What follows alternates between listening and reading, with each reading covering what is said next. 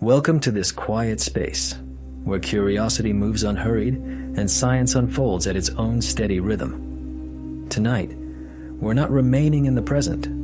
We're traveling backwards so far that the ground beneath our feet will no longer look familiar. This is a journey into a version of Earth that existed hundreds of millions of years ago, long before cities, before the oceans as we know them, even before the continents took their familiar shape.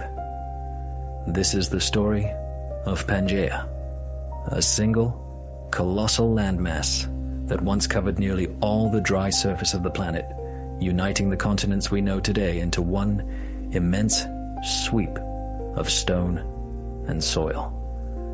Most of us have heard the name in passing, maybe tucked inside an old textbook or whispered in a classroom documentary, but few ever stop to imagine what that world truly felt like. What would your eyes see if you could stand there? What would it be like to breathe that ancient air? To walk across a landscape with no national borders, no continents divided by ocean, and to gaze up at a sky unframed by the geography we know? To grasp this world, you must first unlearn the map that lives in your mind. There was no Atlantic to split the Americas from Europe and Africa. There was no Pacific stretching across the globe. Instead, there was one continuous, boundless continent. If you had set out walking across it, you could have begun in what is now northern North America, continued eastward into what would become Europe and Asia, without ever stepping into a boat. Turning south, you could have crossed seamlessly into Africa and South America, never once seeing an ocean's edge. There was only land, an unbroken, endless plain that stretched farther than any traveler could reach in a lifetime, bounded by a single vast ocean that wrapped around the planet like a silver ring. Yet this world was anything but quiet. It was alive with movement, pulsing with unseen energy beneath the surface. The Earth has never been still, and during the age of Pangaea, its restlessness was spectacular. Massive forces deep underground pushed the continents together, welding their edges into one. Mountains heaved upward from the crust. Volcanoes flared into the sky, their ash painting the horizon red and black. Valleys split and rivers thundered through the new scars of the world. At the center of this immense continent, life adapted to an unforgiving climate. Far from the moderating touch of the sea, rain was scarce. Summers scorched the land with dry heat. Winters cut sharp and bitter. The sky seemed enormous, stretching endlessly above red deserts and lonely mountain chains. And yet, life endured. Towering plants shaded some regions, while in others, endless dunes rolled toward the horizon. Strange reptiles, ancestors of both mammals and dinosaurs, stalked the plains. Insects grew to improbable size under the thick, oxygen-rich air. The world was alive. But it was a very different kind of life, one molded by the strange rules of this unified Earth. Perhaps the most remarkable thing of all was the absence of limits. Today we know a planet divided by oceans, but back then, the world was one open, continuous, connected. A river could rise in what would become Asia and flow into what we now call Europe without ever meeting salt water. Forests could stretch across lands that are now separated by seas. Animals wandered freely from horizon to horizon. It was a single Earth undivided, bound beneath a common sky. But Pangaea was never eternal. The same forces that fused it together were already working to break it apart. That is the rhythm of our planet-continent's drift. Oceans open and close. Mountains rise and fall. And while Pangaea lasted, it left scars that can still be read in the rocks beneath our feet marks of its creation and the long echo of its disappearance. Before that moment of separation, we must go back even further to the slow, patient power that gathered the Earth into one. Because the story of Pangaea did not begin with a single violent event. It began with quiet movement, deep, slow, unstoppable. Beneath our feet, the Earth's crust is not a single solid shell, but a mosaic of vast plates drifting slowly over the molten rock below. Their movement is glacial and pace centimeters a year, but over the course of millions of years, it reshapes the entire face of the planet. Long before Pangaea came to be, There had been others, supercontinents whose names are almost forgotten: Rodinia, Nuna, Columbia. Each of them assembled, thrived, and eventually broke apart, scattering their fragments across the globe. These fragments would drift for ages, only to collide again, continuing the ancient cycle of creation and destruction that defines the surface of the Earth. Over hundreds of millions of years, smaller landmasses and island arcs collided and fused. Each impact folded mountains skyward, raised new plateaus, and carved trenches deep into the crust. These old scars still exist, hidden in the bedrock beneath our cities and forests, silent testaments to the planet's restlessness. Slowly, the drifting pieces began to gather, drawn together by immense forces in the planet's mantle, and after eons of motion, all the scattered continents fused at last into a single colossal mass. It is almost impossible to imagine the scale of it. Standing in the interior of Pangaea, you would have been thousands of kilometers from the nearest ocean. The air would have felt heavier, drier. There would be no scent of salt or sound of waves, only the pulse of wind across endless plains. This deep isolation shaped everything that lived there. Insects thrived, growing larger than any alive today, nourished by oxygen-rich air. Reptiles adapted to the relentless heat and scarcity of water. And near the coasts, early forests flourished, tracing green corridors across the newly formed world. It was in this crucible where extremes of drought, monsoon, and temperature met, that the ancestors of creatures yet to come began to evolve. Here were the first stirrings of the lines that would one day lead to dinosaurs, mammals, and even the earliest birds. The land itself was restless. Volcanoes erupted with a violence few could imagine, sending rivers of fire across the plains and filling the air with ash that would one day settle into fertile soil. Rivers cut through stone, carrying minerals from mountains to valleys. Deserts expanded and withdrew with each shift of the climate. The Earth was not a finished world. It was a living experiment in motion, sculpting itself anew every day. And through it all, Pangaea stood united, its unity written in wind and stone. Even the air must have felt different. Today, our oceans break and redirect global wind currents, scattering storms and clouds. But during Pangaea's reign, there were no such barriers. The winds could sweep unbroken across thousands of kilometers. Dust from the desert heart of the continent could drift all the way to distant coasts, feeding new forests and stirring the ancient seas. Storms might rage across the entire landmass, unimpeded by oceanic boundaries. In that ancient world, every sunrise would have revealed a horizon unbroken by sea, a single, connected Earth beneath one vast, shared sky. But before Pangaea was born, there had been another chapter.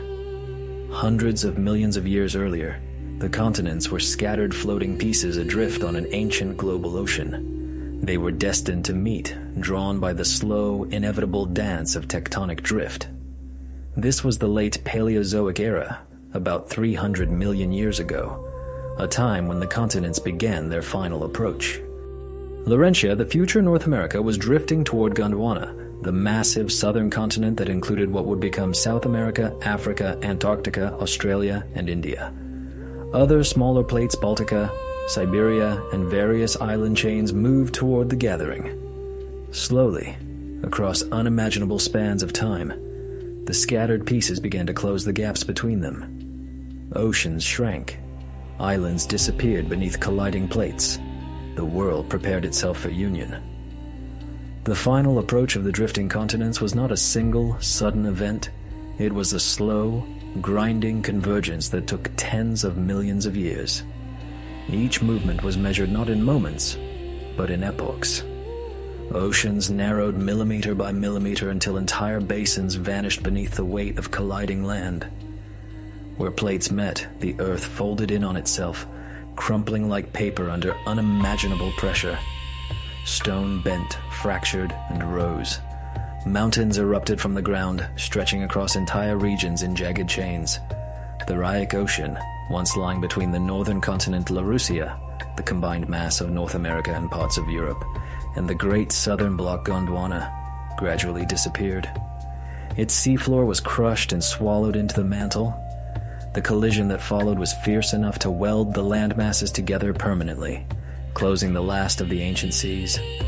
The result was Pangaea, a single unified supercontinent encircled by the world's one remaining ocean, Panthalassa. When land meets land, the results are violent. Rocks melt, magma forces its way to the surface, and mountain ranges rise that rival even the Himalayas of today. The Appalachians in North America and the Atlas Mountains in Africa are the weathered remains of those ancient collision scars from the very seams that once stitched Pangaea together. If you could have looked at Earth from space during this time, it would have seemed both familiar and alien. A great, irregular landmass dominated one side of the planet, while the rest was consumed by a boundless ocean. Island chains vanished beneath converging continents. Shallow seas that once teemed with marine life closed forever. And in their place, mountain ranges and high plateaus rose skyward. But the building of Pangaea didn't just reshape the land. It changed the climate of the entire planet. As continents fused and ocean basins closed, the circulation of water and air around the globe was rewritten. Vast mountain belts redirected the wind, catching clouds on one side and casting dry shadows across the other. Deserts grew, where once there had been rainforests, and ancient coastlines transformed into highlands swept by cold winds. Evidence of this transformation remains locked within stone. The marks of glaciers that once scraped across southern Gondwana, the coal seams formed in northern swamps beneath humid, oxygen-rich skies, the red, iron-stained layers that speak of a land drying under the weight of the sun. During this period, the world was a place of extremes. In the equatorial belt, endless forests thrived, towering groves of early trees that grew thick and dense, their fallen trunks slowly forming the coal beds of the Carboniferous Age. The air was rich in oxygen, perhaps 30% higher than today's, and this abundance allowed insects and amphibians to reach enormous sizes. Dragonflies the size of hawks darted through the humid air. Millipede-like creatures longer than a man crawled among the moss and ferns. Life seemed oversized, exuberant, and new. Farther south, however, the picture was starkly different. In the high latitudes of Gondwana, ice sheets still clung to the land. Massive glaciers carved through the rock, spreading frost over valleys that would one day be tropical jungles. Even as the continents drew closer, the world swung between ice and warmth, between abundance and desolation. As the landmasses collided, they pressed against one another in a series of slow, unstoppable impacts. With every collision, mountains rose, volcanoes rumbled, and earthquakes rippled across the young world. Each event reshaped the climate, further creating new barriers, redirecting winds, and altering the flow of ocean currents. By the time the final collisions ended, Pangaea stood complete, a single, colossal continent ringed by the endless blue of Panthalassa. Yet even in that moment of unity, change was already brewing beneath the crust. The same heat that had welded the continents together was beginning to gather again, waiting for the next chapter, the long, slow fracture that would one day tear Pangaea apart. When the dust of collision settled and the planet quieted, Pangaea stood whole, a single, colossal continent surrounded by the vastness of the Panthalassic Ocean. No other moment in Earth's history ever united the land so completely. Mountains arched where plates had collided. New rivers spilled across the land, carving wide valleys and fertile plains. But far from the oceans at the core of this immense world, the air was dry and merciless. Rain rarely reached the heart of Pangaea. Without the sea's moderating touch, the interior baked beneath scorching summers and froze through bitter winters. Deserts sprawled outward for thousands of kilometers, barren landscapes painted red by iron-rich dust. And yet along the coasts, where winds carried moisture inland, life thrived. Forests of conifers, seed ferns, and cycads blanketed the humid fringes. Amphibians croaked from the shadows of swamps. Reptiles, primitive but resilient, prowled the forest floor. In these contrasting worlds of green and gold, evolution found endless possibility. The supercontinent's sheer size created climates as diverse as its geography. Near the equator, rainforests steamed under the sun. Farther north and south, vast belts of savanna spread, while at the poles, glaciers still clung to the edges of the world. For the first time in history, nearly every type of environment existed on one continuous landmass. The winds, too, were different. With no seas to break their path, they howled unhindered across the plains. Monsoon systems grew immense seasonal storms that drenched one side of the continent and left the other in endless drought. Dust lifted from the dry heartlands, traveling vast distances before falling as fine soil in distant forests and coastal swamps. Even the breath of Pangaea moved as one, a single system of air swirling around its monumental frame. The fusion of continents also changed life's destiny. Where oceans once kept species apart, Pangaea erased all boundaries. Animals and plants could migrate freely, crossing from what would one day be Africa to the lands that would become Asia and the Americas. For the first time, the entire planet's biosphere was connected. Fossils found today in distant corners of the globe, South America, India, and Antarctica, bear witness to this unity, showing identical species once walking the same ground. The world was a tapestry of connection and contrast. Forests beside deserts, mountains beside lowland plains, life flourishing in both abundance and scarcity. And though the land appeared stable, the forces beneath it never stopped moving. Pressure built quietly below the crust, heat pooling in the planet's mantle, patient, relentless, waiting.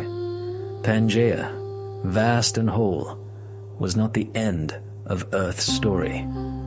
It was merely the middle, an extraordinary balance between creation and destruction.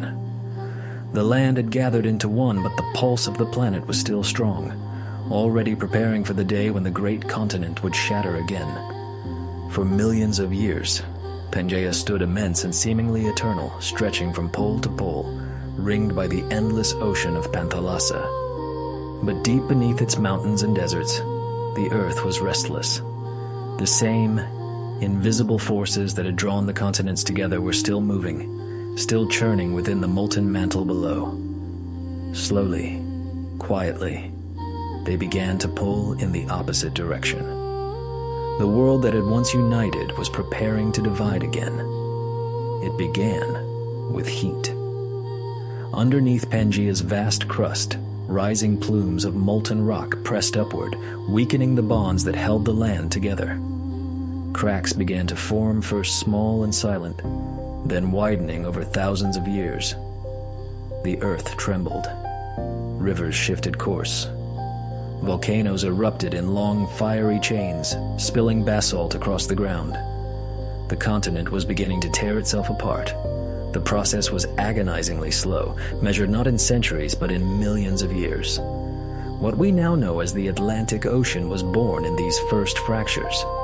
At the start, it was little more than a narrow rift filled with volcanic lakes and rivers of molten rock. But as the crust thinned, seawater began to pour in. The wound between continents widened, and a new ocean took its first breath. The breakup of Pangaea did not happen all at once. It unfolded in stages, a slow unweaving of the planet's single cloth. The northern section, Laurasia, which would become North America, Europe, and Asia, drifted one way. The southern half, Gondwana, future home to South America, Africa, Antarctica, and Australia, drifted another. Between them, new seas opened, shaping the first outlines of the world we know. Each separation changed the planet's face and rhythm. Ocean currents found new paths, winds turned and bent along new coasts. Deserts that had once stretched endlessly were broken apart by rising seas. Mountains cracked and fell. The climate began to shift once again. In the interior, the great red deserts of Pangaea began to shrink as the land split and moisture from the growing oceans returned to the air. Rain fell where there had been none for millions of years. Forests advanced into regions once barren, and new ecosystems took root. Life adapted quickly, filling every new environment the changing world offered.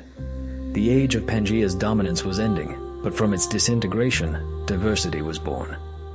The seas that rose between the drifting continents became nurseries of evolution. Marine life flourished in the warm, shallow waters along the new coastlines. Coral reefs expanded. Fish and early marine reptiles spread through the forming Atlantic and Tethys seas. On land, Reptiles that had once shared the same continent began to evolve apart. Isolation sparked innovation. Where once there had been unity, there was now divergence. And from it, the earliest lines of what would become dinosaurs began to take shape. The breakup of Pangaea marked a turning point, not an ending.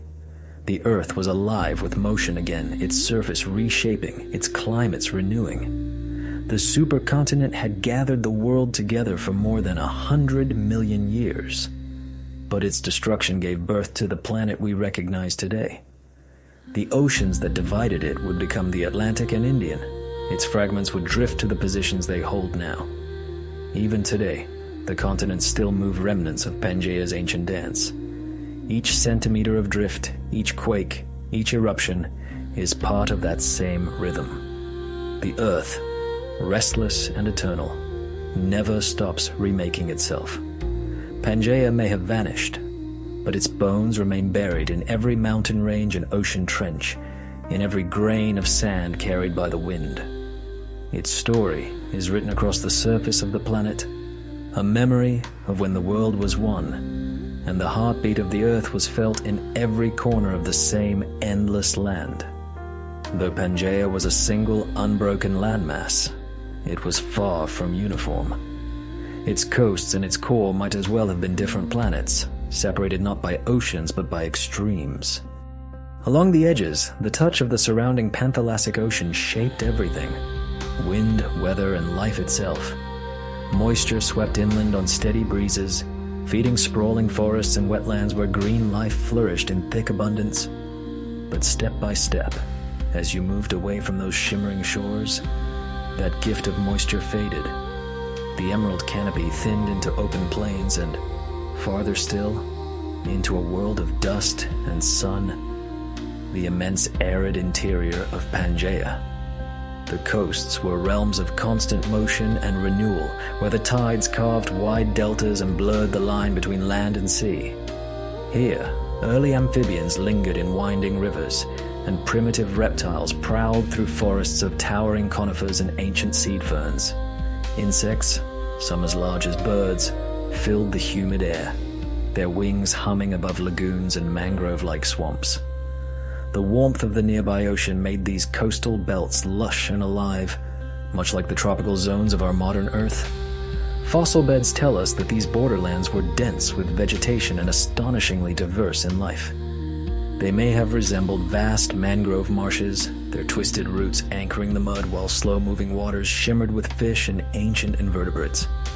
Farther inland, but still within reach of ocean rains, broad rivers meandered across fertile plains, nourishing forests that thrived in a steady rhythm of seasons. These were Pangaea's oases, its most habitable regions, stable and abundant, where life could depend on the predictable rise and fall of rain. Yet every mile farther from the coast brought change. The sky brightened, the soil dried, and the horizon opened wide to reveal a different world entirely. In the deep heart of Pangaea, rain seldom came. The very size of the supercontinent created its greatest curse. A vast interior so far from the sea that clouds rarely survived the journey. There, under a sun that never relented, spread deserts beyond imagining. These deserts were not small patches of drifting sand like the ones we know today. They were oceans of stone and dust, stretching for thousands of kilometers, interrupted only by scattered uplands or the dry beds of vanished rivers. Geologists have uncovered their traces, the deep red layers of iron-stained rock baked in relentless heat, proof of a land scorched and silent for ages.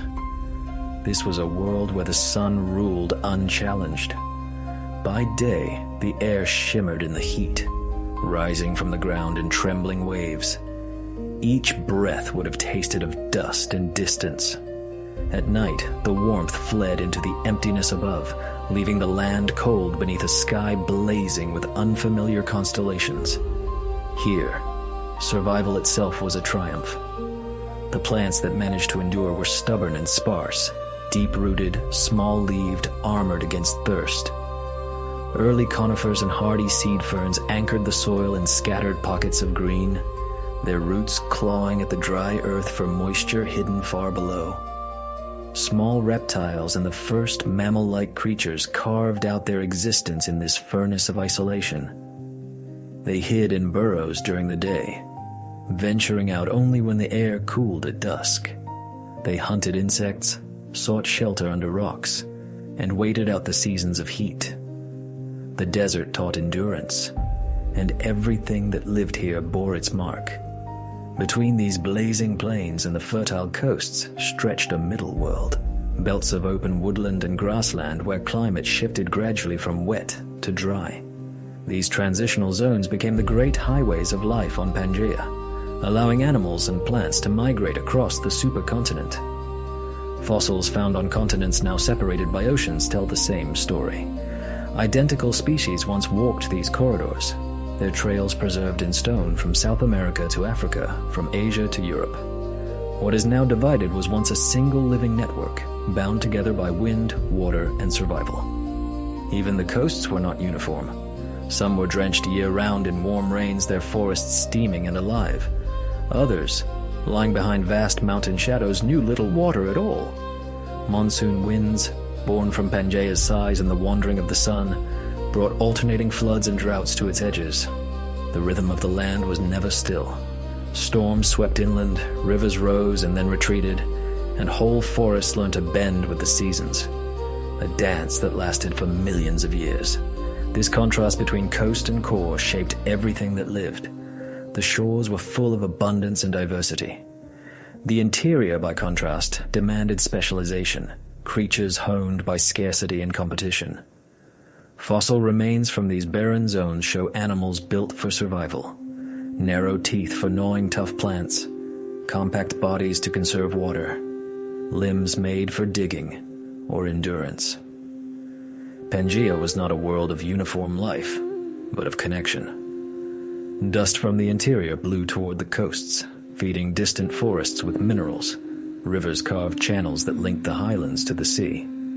Migrating herds and swarms of insects carried energy across vast distances. Even the wind stitched the planet together, an invisible thread tying desert to forest, mountain to marsh.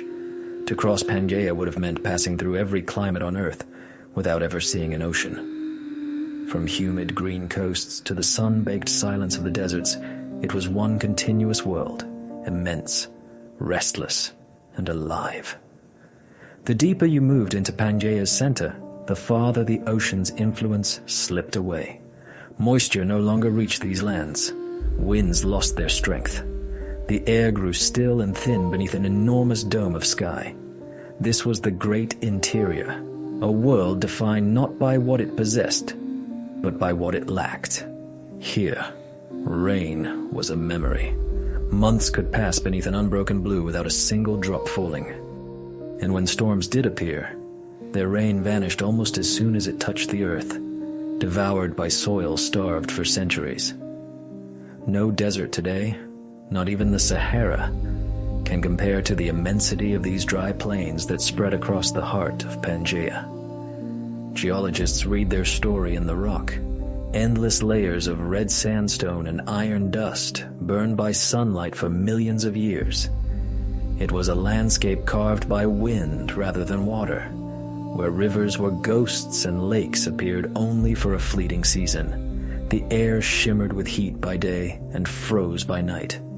Without clouds to soften the glare or to hold the warmth, the land swung between extremes, blazing and bitter in turn.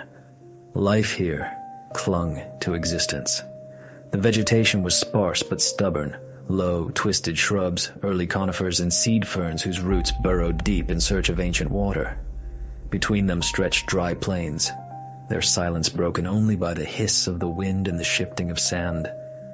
Rivers, when they flowed, did so briefly, fading into the ground or evaporating under a merciless sun. Animals in this realm were creatures of necessity. They were small, compact, and cautious, designed to lose as little water as possible. Many lived hidden beneath the ground, escaping the blistering daylight and emerging under the cool stars to feed and move. Early mammal-like reptiles left faint tracks beside dried riverbeds. Smaller predators prowled their shadows. Larger herbivores wandered vast distances between the seasons, chasing the faint promise of rain. And always, there was the wind. It ruled everything. With no forest to restrain it, it swept endlessly from one horizon to the next, carrying dust that would settle thousands of kilometers away. Over ages, that dust painted the surface of the world in tones of rust and ochre. It was a land of silence, color, and endurance. A canvas of stone where time itself seemed to slow. Yet even this desolation was part of a larger balance. The dust that left these deserts drifted to the coasts, feeding distant forests with nutrients. Seasonal storms that formed at the edges of the interior pushed dry air outward, reshaping weather far beyond the desert's reach. Pangaea's heart, though seemingly lifeless, was connected to everything. It breathed dust into forests, minerals into seas, and silence into the rhythm of the world. To stand here would have been to experience solitude on a planetary scale. No waves, no rustling leaves, only the whisper of air across stone and the steady pulse of the earth beneath your feet. It was in this silence that life learned to endure, adapting to scarcity and preparing for the transformations yet to come. While Pangaea's heart burned in silence, its edges were ruled by an entirely different power: the surrounding ocean.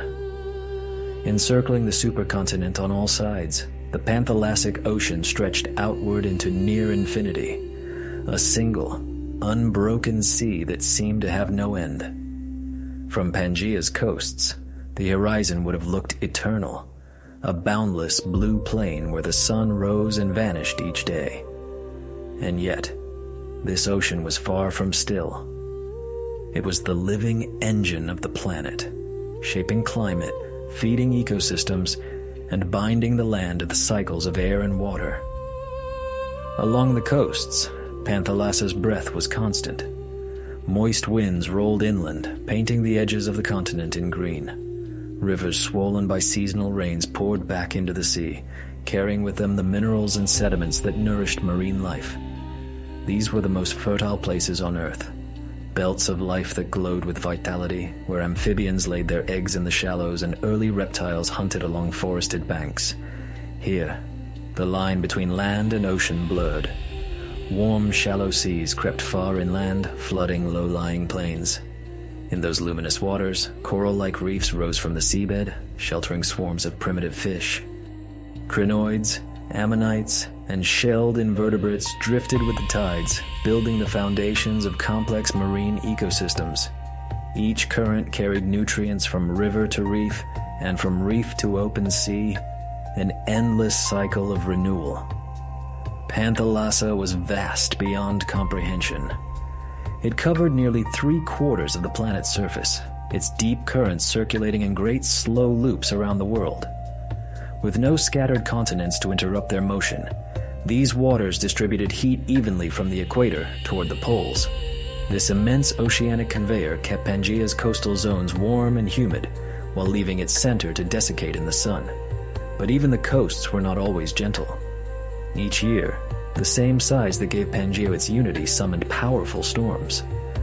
Monsoonal winds gathered moisture from the ocean, then hurled it against the shore in violent rainfalls that fed rivers and reshaped valleys. When those winds retreated, the land cracked and dried again, leaving behind salt flats where once there had been lagoons. The boundary between sea and desert was a living line, shifting, breathing, erasing itself and beginning again. And beyond the endless deep of Panthalassa lay another sea, the Paleotethys. Unlike the vast open ocean, this one was sheltered. A quieter inland expanse bordered by long continental shelves. Its shallow waters became cradles of evolution, safe havens for marine life adapting to the changing world. Reefs flourished, early fishes multiplied, and invertebrates painted the seabed with intricate shells. It was in places like these that new forms of life would later give rise to the creatures that would dominate the seas and shores of the Mesozoic age. Standing on one of those ancient coasts, You would have seen no other land beyond the waves, only the horizon melting into the sky. The sound of water against rock, the hiss of wind through the ferns, and the distant calls of reptiles from the forests would have filled the air. It was a reminder that this was one world, a single continent wrapped by a single ocean, united by the pulse of a living planet. The seas were not boundaries. They were the arteries of the earth, moving heat, air, and life around a globe still finding its balance. And from these coasts, where forest met tide and air met salt, life began to push forward once more, reaching toward new forms and futures still unimaginable. The air that drifted over Pangaea was not the same air we breathe today. It was heavier in some ages, thinner in others, a shifting mixture that mirrored the planet's own restlessness. To take a breath in that time would have been to inhale the very chemistry of Earth's transformation. During the late Carboniferous, just before Pangaea reached its full form, oxygen levels soared. Some estimates suggest it made up nearly 30% of the atmosphere, far more than the 21% that sustains us now. This invisible abundance shaped everything alive. It turned insects into giants and gave early arthropods the means to grow beyond modern limits. Dragonflies with wings the length of a man's arm glided above the forests, while millipede-like creatures, thicker than a child's leg, crept along the forest floor. The air itself allowed such giants to exist, dense, oxygen-rich, and alive with possibility. But this era of breathless abundance could not last. As Pangaea stabilized and the planet shifted into the Permian, oxygen levels began to fall. By the midpoint of that age, they may have dropped to as low as 15%. For humans, breathing that air would feel like standing atop a mountain, lightheaded, gasping, the lungs pulling for every molecule. But life in that time had adapted. Animals developed deeper lungs, slower heartbeats, more efficient blood. Creatures learned to do more with less. The oversized insects faded, replaced by smaller, swifter forms that could survive in a thinning sky. Carbon dioxide, too, had its role. Volcanoes along Pangaea's fault lines exhaled vast plumes of it, warming the planet through the relentless chemistry of the greenhouse effect. The coasts grew lush and wet beneath those warm skies, their forests dense and steaming. But far inland, the same heat deepened the deserts, turning arid plains into seas of stone and sand. The very breath of the world was uneven, soft and humid near the ocean, thin and scorching at the heart of the land. The plants of Pangaea thrived on this balance between heat and gas. They drank carbon dioxide and returned oxygen in exchange, turning forests into planetary lungs.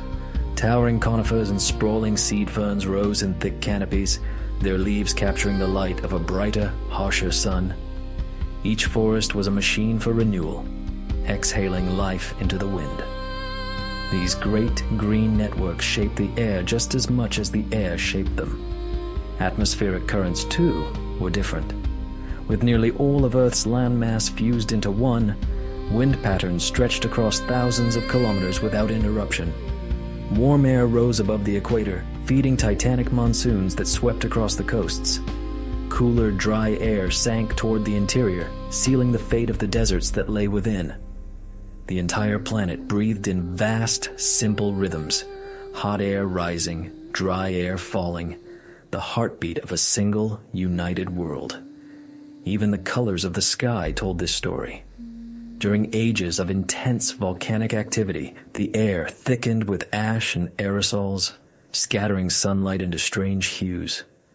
At sunset, the horizon might have burned crimson for hours, as though the planet itself glowed. And when the air finally cleared, the blue above would have been endless, sharp, dry, and immense. To live beneath that sky was to be part of an experiment in balance. Each breath carried traces of fire, forest, dust, and sea. The deserts sent their minerals into the wind.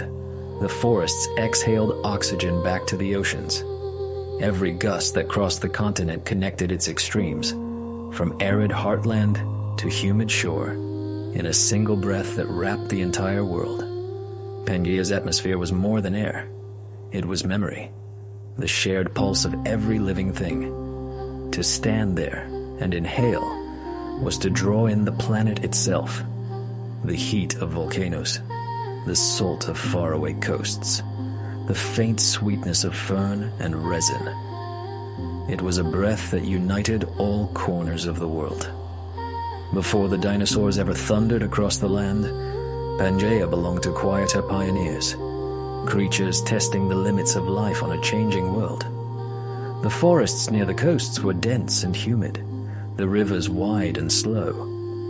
Amphibians still ruled here, clinging to their ancestral link with water.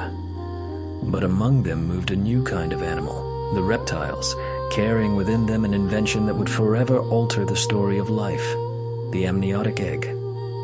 Unlike their amphibian cousins, reptiles no longer needed ponds or swamps to breed. Their eggs were armored in delicate shells, sealed worlds capable of holding their own moisture. This simple innovation shattered the barrier between water and land. It opened the gates to Pangaea's interior, to the deserts and plains where no amphibian could hope to survive. The first reptiles were small, quick, and wary. They darted through ferns and low shrubs, feeding on insects that still ruled the skies. But from these modest forms, evolution was quietly sculpting the masters of the continent. Among them were the synapsids, creatures neither fully reptile nor yet mammal, ancestors of both hunters and grazers that would dominate the ages to come. Some synapsids, like the metrodon, carried great sails upon their backs, thin membranes stretched over tall spines. Perhaps they were used to gather warmth from the morning sun, or to cool the blood in the afternoon heat. Or maybe they were flags of display, signals of dominance and desire. Others bore heavy jaws and thick bones, built for endurance under Pangaea's brutal seasons. These animals roamed the arid lowlands and dry forests, their shadows crossing the same sands that would one day cradle the bones of dinosaurs. The plant eaters were no less impressive. Sturdy, slow-moving herbivorous synapsids grazed on seed ferns and conifers, their teeth ground flat for chewing tough, fibrous leaves. They were not fast, but their bulk was armor enough. In a world of scarce water and searing sun, size meant survival. The ability to travel great distances, to endure the long droughts, to store energy when the land went still. Even the insects still carried echoes of an earlier age. Though the air was thinning, giant dragonflies still traced lazy arcs above rivers, their wings catching the light. Millipede-like creatures, massive and armored, crept through fallen leaves, relics of a time when oxygen had made giants possible. They were fading now, but they remained as symbols of the world's earlier abundance, reminders of how air itself could shape evolution. In the seas that surrounded Pangaea, life was no less restless. Armored fish with bone-plated heads stalked the shallows, while sharks, sleek, silent, eternal, ruled the open water. On the seabed, strange shellfish and coiled ammonites drifted with the tides, and the first coral reefs grew in glittering belts of color. Rivers carried dust and minerals from the interior deserts into the sea, feeding these waters and tying ocean life to the fate of the land. Back on shore, the great experiments in size were already beginning. Among the reptiles and synapsids, evolution was testing new proportions. Bodies grew heavier, limbs stronger, jaws wider. The skeletons of these early titans tell the story of a planet preparing for its next chapter, the rise of true giants. The climate itself urged this transformation. In the coastal forests, food was abundant and vegetation grew year-round. Herbivores flourished, and where there are grazers, predators follow. In the interior, the struggle was harsher.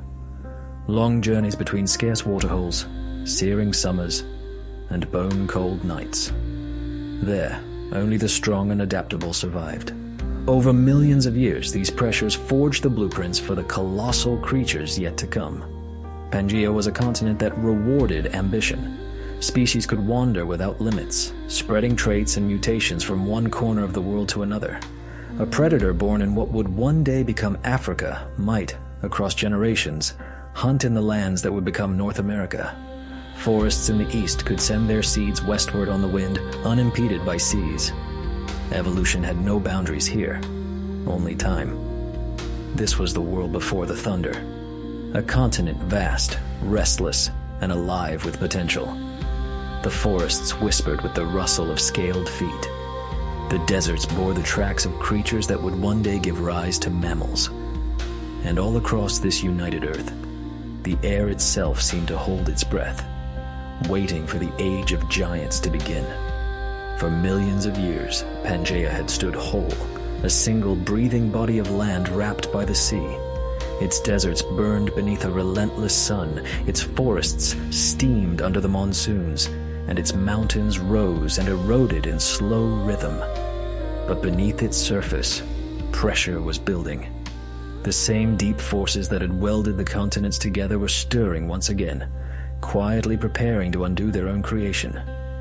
It began invisibly, far below, where the planet's molten heart moved in restless patterns. Currents of heat rose through the mantle, pushing against the underbelly of the great continent. The crust stretched, cracked, and in time, the first rifts opened like subtle seams in stone. What had been solid began to tremble.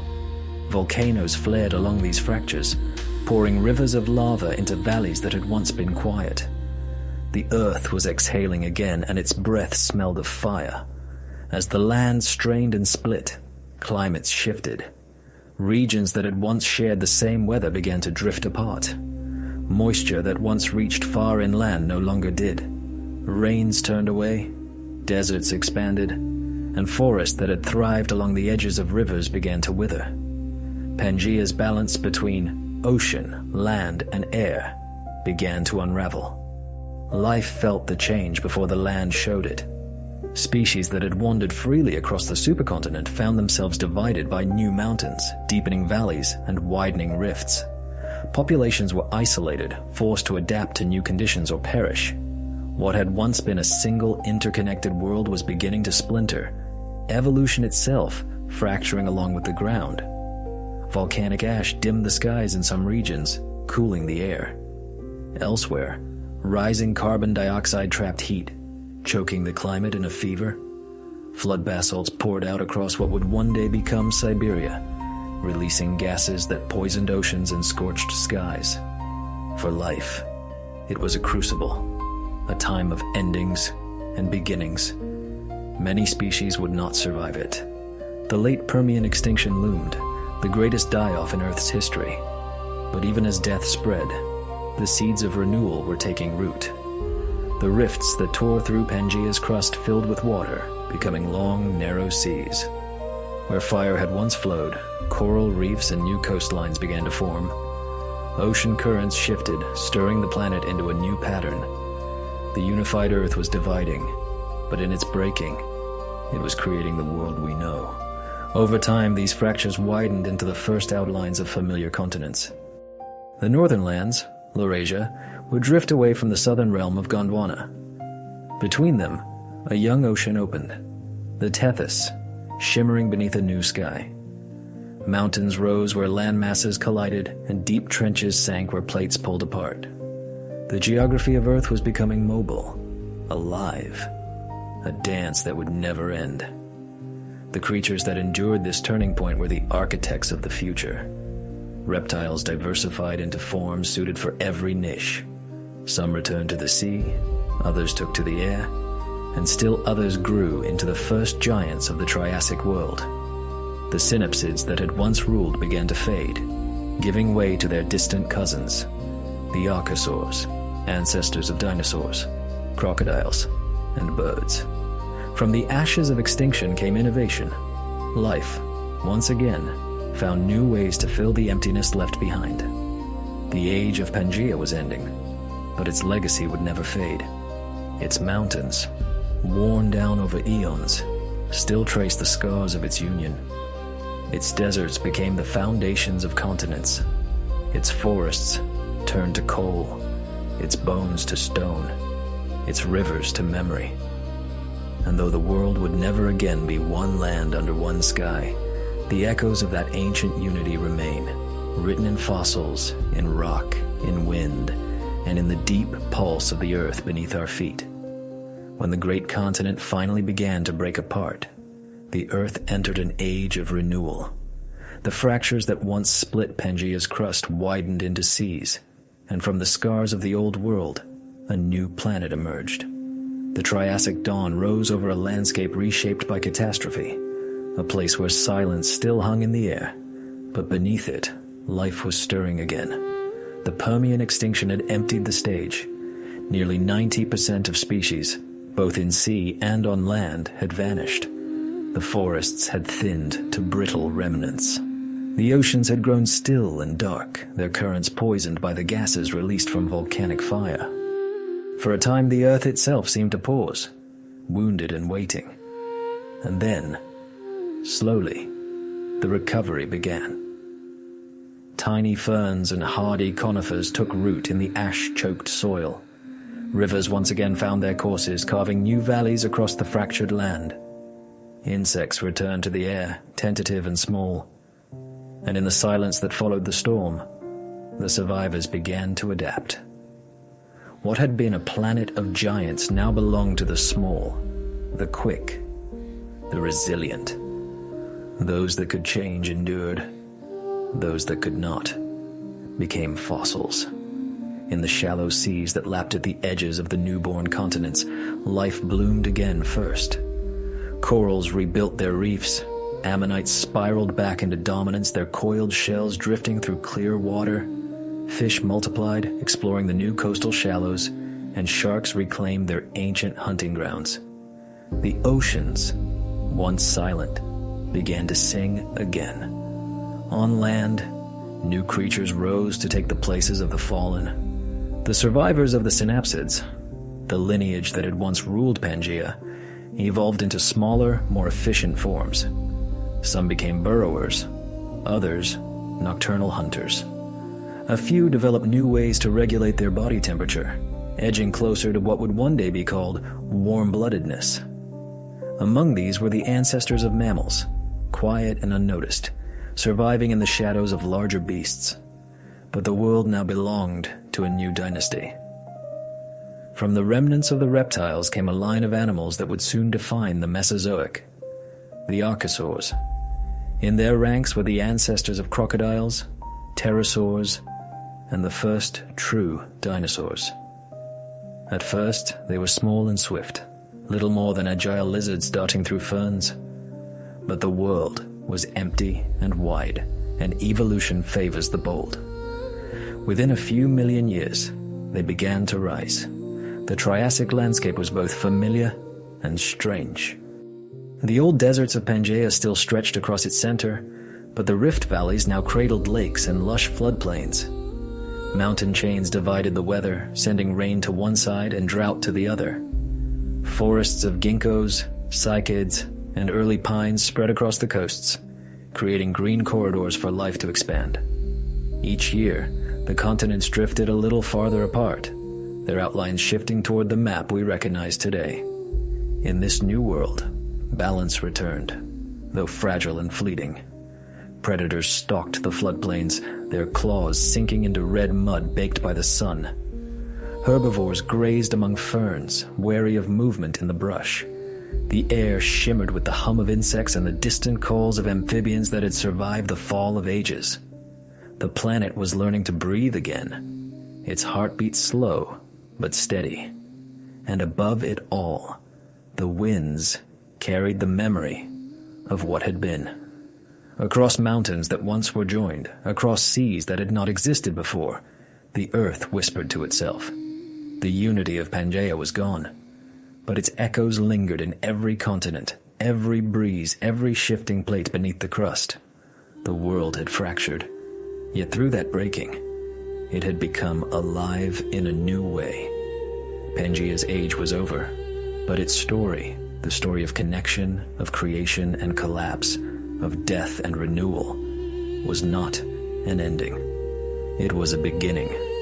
From its shattered body came the continents we know, the oceans that shape our climate, and the life that would one day look back and call this ancient world by name.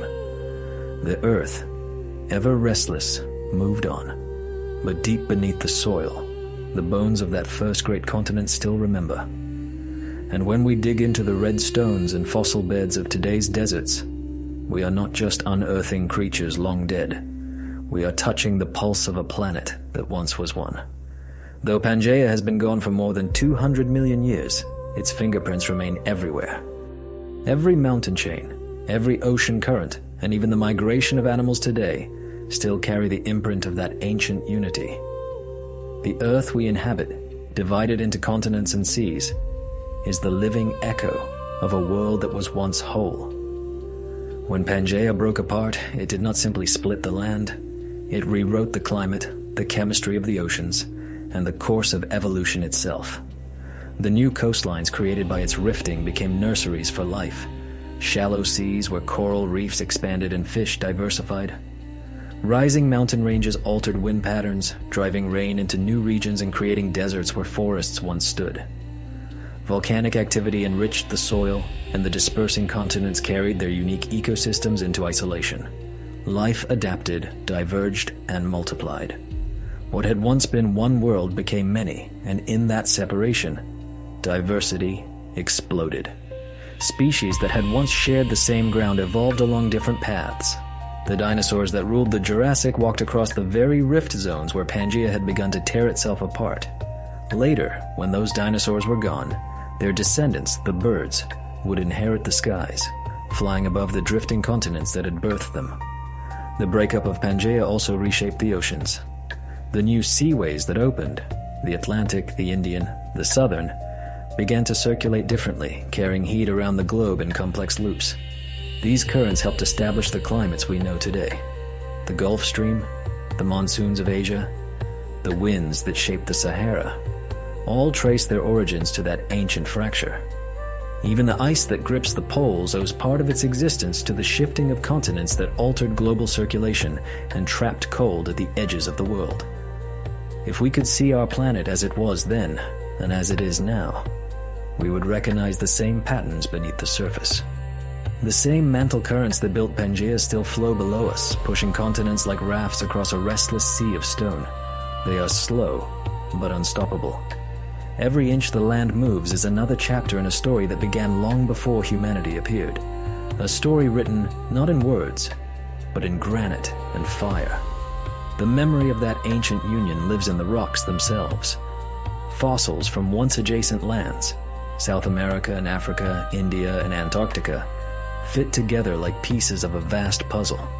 Their bones, their leaves, their mineral veins all whisper of the time when oceans had not yet formed between them. Even today, when geologists trace these matching layers across continents, they are following the ghost of Pangaea, reading the heartbeat of an Earth that was once one body. But the most profound legacy of Pangaea may not lie in stone, or fossil, or ocean current. It may lie in us. For we, too, are creatures of that drifting Earth. The lands that nurtured our ancestors were shaped by the slow dance that began in Pangaea's break. The mountains that guided our migrations, the valleys that grew our food, the rivers that carried us to the sea, all were born from that ancient separation. The story of Pangaea is not just a chapter of prehistory. It is the foundation of everything that followed. It reminds us that the world is never still, that change is not destruction, but renewal. The earth beneath us is alive, and its movements, though measured in ages, continue to shape our destiny. The continents will one day gather again, perhaps into a new supercontinent, a future Pangaea rising from the ocean's depths. And when it does, the cycle will begin anew. For now, we live in the afterglow of that first great gathering, walking on the broken pieces of a world that was once whole, breathing the air and drinking the water that remember its name. Every sunrise touches the descendants of its mountains. Every wave crosses the ghosts of its shores. And every step we take, whether on desert or forest, continent or island, is a step across the memory of Pangaea, the world that once was the Earth entire. The story of Pangaea did not end in its destruction. Its fragments, the continents we know, are still adrift, pulled and pushed by the slow heartbeat of the mantle below. And though it will take hundreds of millions of years, those drifting lands will one day meet again. The world will not stay divided forever. It will gather itself once more into a single continent beneath a new sun, a future Pangaea, waiting to be born. The continents are already moving. Africa is inching north, closing the Mediterranean and pushing Europe upward into a new mountain range. The Americas continue their westward drift, narrowing the Pacific Ocean day by day.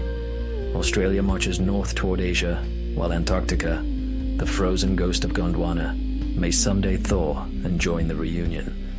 These are the opening steps in a slow, inevitable dance that is repeated throughout Earth's history. Scientists call this cycle the supercontinent cycle, a rhythm that spans 500 million years from union to separation and back again. Pangaea was not the first, and it will not be the last.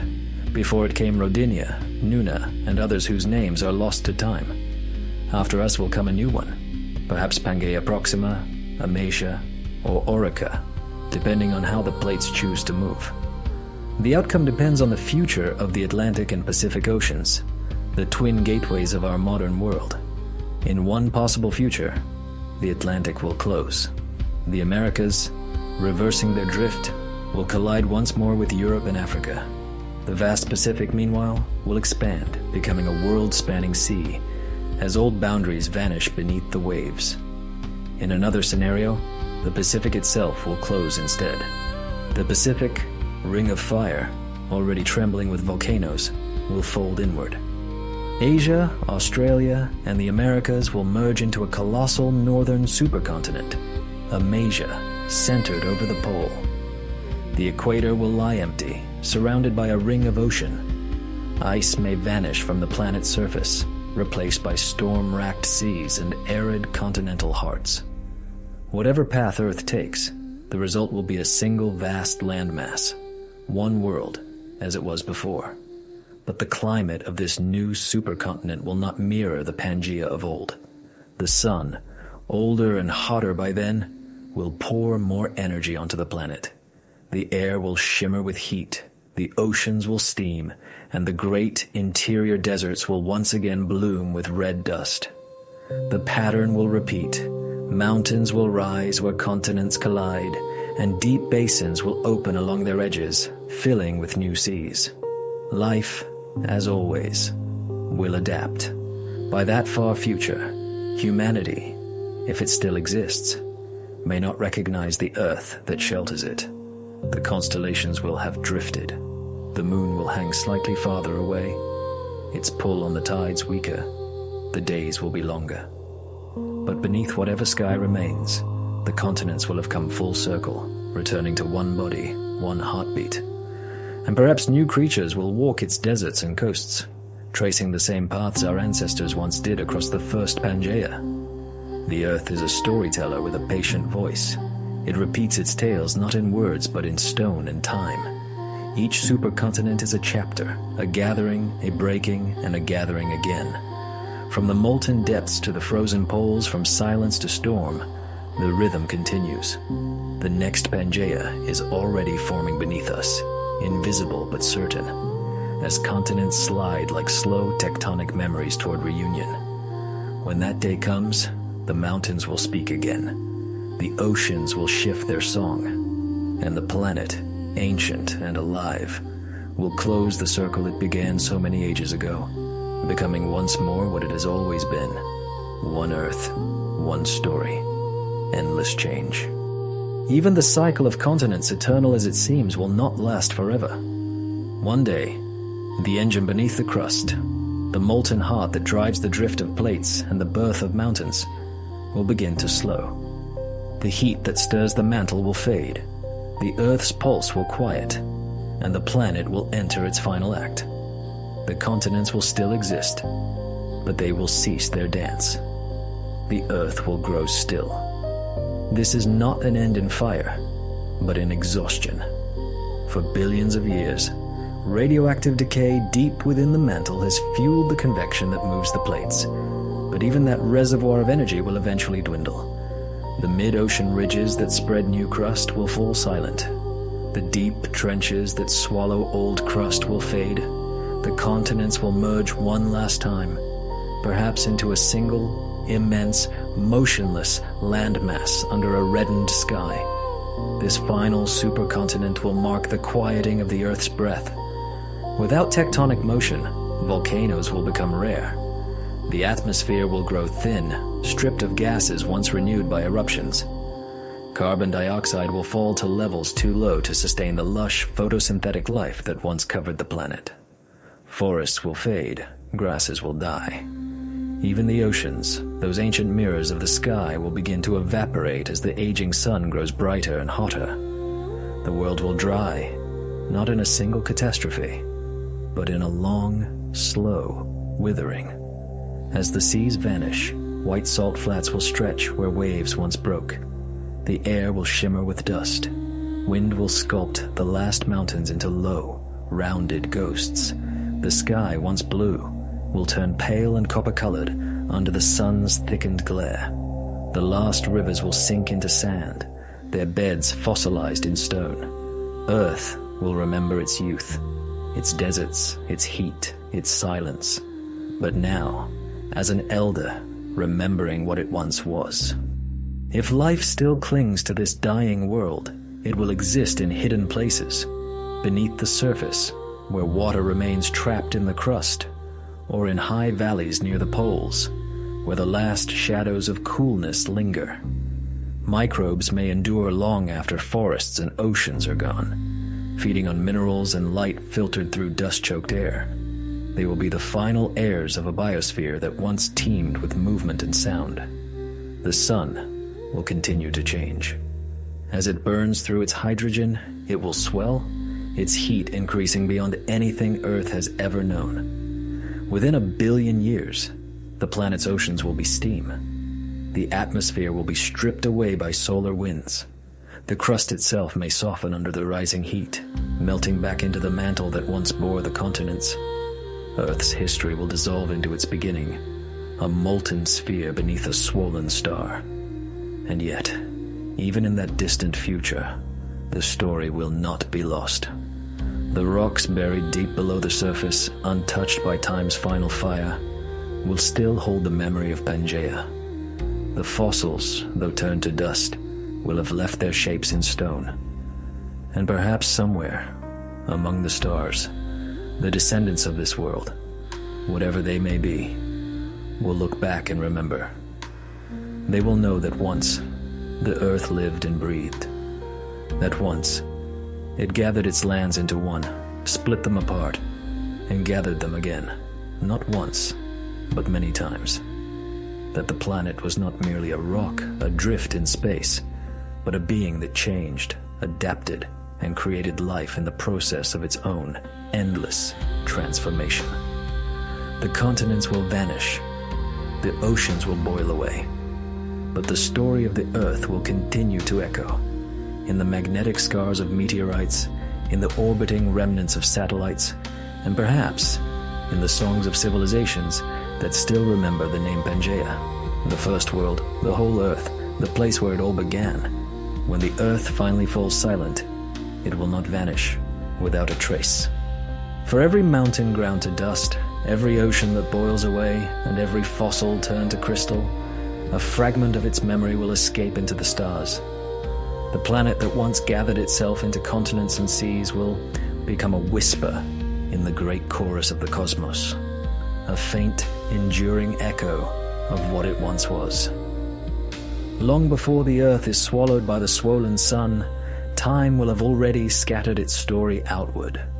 Every radio wave ever sent, every photon reflected from oceans and clouds, every fragment of meteor cast back into space, each carries the signature of a world that once lived. Light from our blue planet has already traveled billions of kilometers, passing the cold orbits of Jupiter and Neptune, sliding past the Oort cloud, and now drifting endlessly between the stars. Somewhere, perhaps centuries from now, That light may touch another world, and for a brief instant, that world will see what we once were.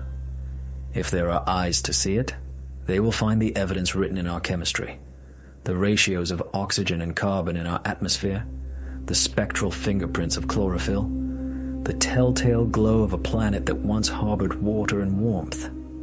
These will remain detectable long after the Earth itself has gone. For civilizations that may rise in other corners of the galaxy, our planet's memory will shine not in monuments, but in wavelengths, a ghost light drifting through time. And beyond that light, our story will continue in another form.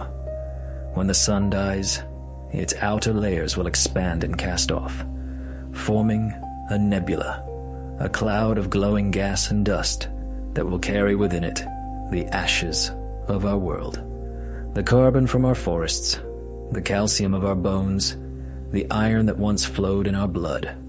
All will return to the stars. There, in the nebula's soft colors, Earth will dissolve. And from that dust, new planets will form, new suns will ignite. It will not be rebirth as we know it, but continuation. The atoms that once belonged to this planet will begin again, woven into other skies, other worlds. Perhaps one day, on one of those worlds, a creature will stand upon the soil and look up at its own unfamiliar stars. It will breathe. It will wonder. It will ask where it came from. And in its body, in its breath, in the tiny particles that make its bones, the memory of Earth will stir, not as history, but as inheritance. Because the matter of our planet, like the story of its creation, cannot die. It only changes form. The universe remembers everything. It remembers the heat of our molten birth, the drift of our continents, the rise of life from the ocean to the sky.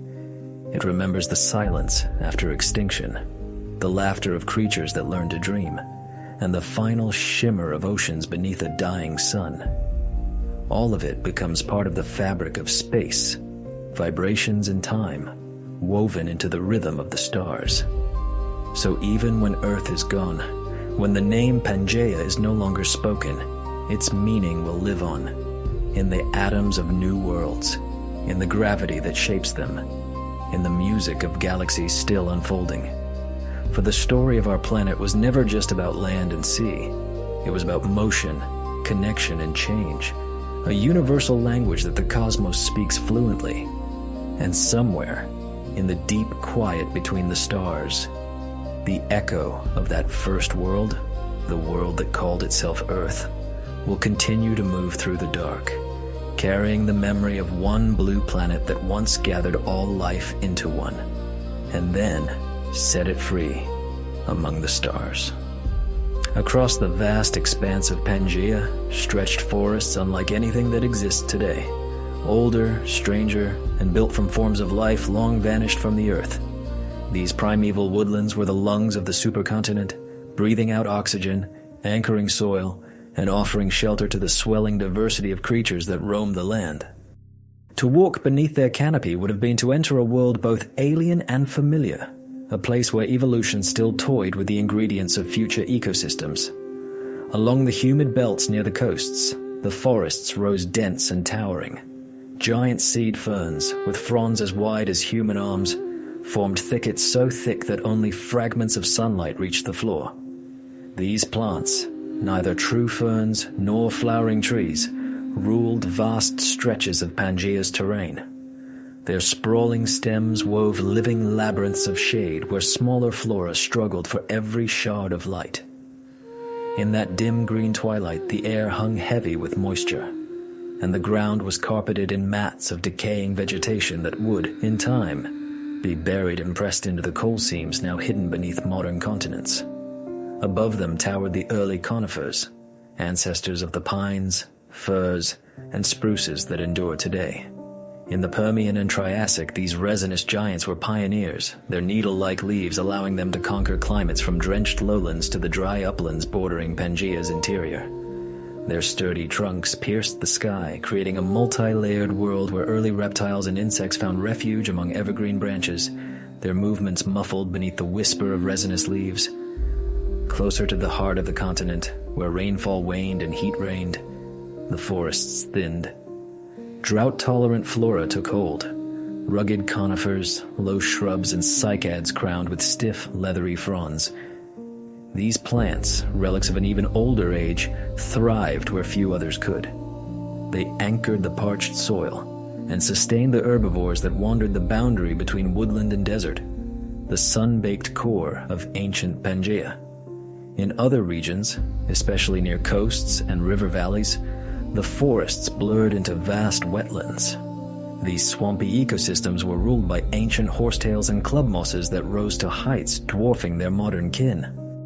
Their hollow, segmented stems clustered thick along the water's edge, binding the soil against shifting currents. The wetlands were cradles of life, nurseries where amphibians spawned and early reptiles patrolled the edges, waiting for prey drawn to the shallows. The forests of Pangaea were never silent. Their air thrummed with life, a constant hum and flicker of wings that filled the space between leaves and shadow. Insects ruled this world. Giant dragonflies skimmed through shafts of sunlight, their wings beating in slow, rhythmic patterns as they glided above the fern thickets and riverbanks.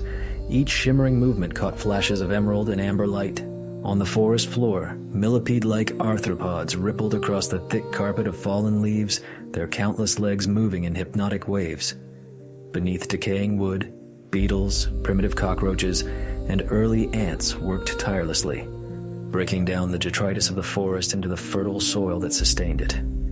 Every motion, every vibration in these ancient woods was a note in an immense living orchestra. The insects fed on plants and rotting matter. Small reptiles fed on the insects.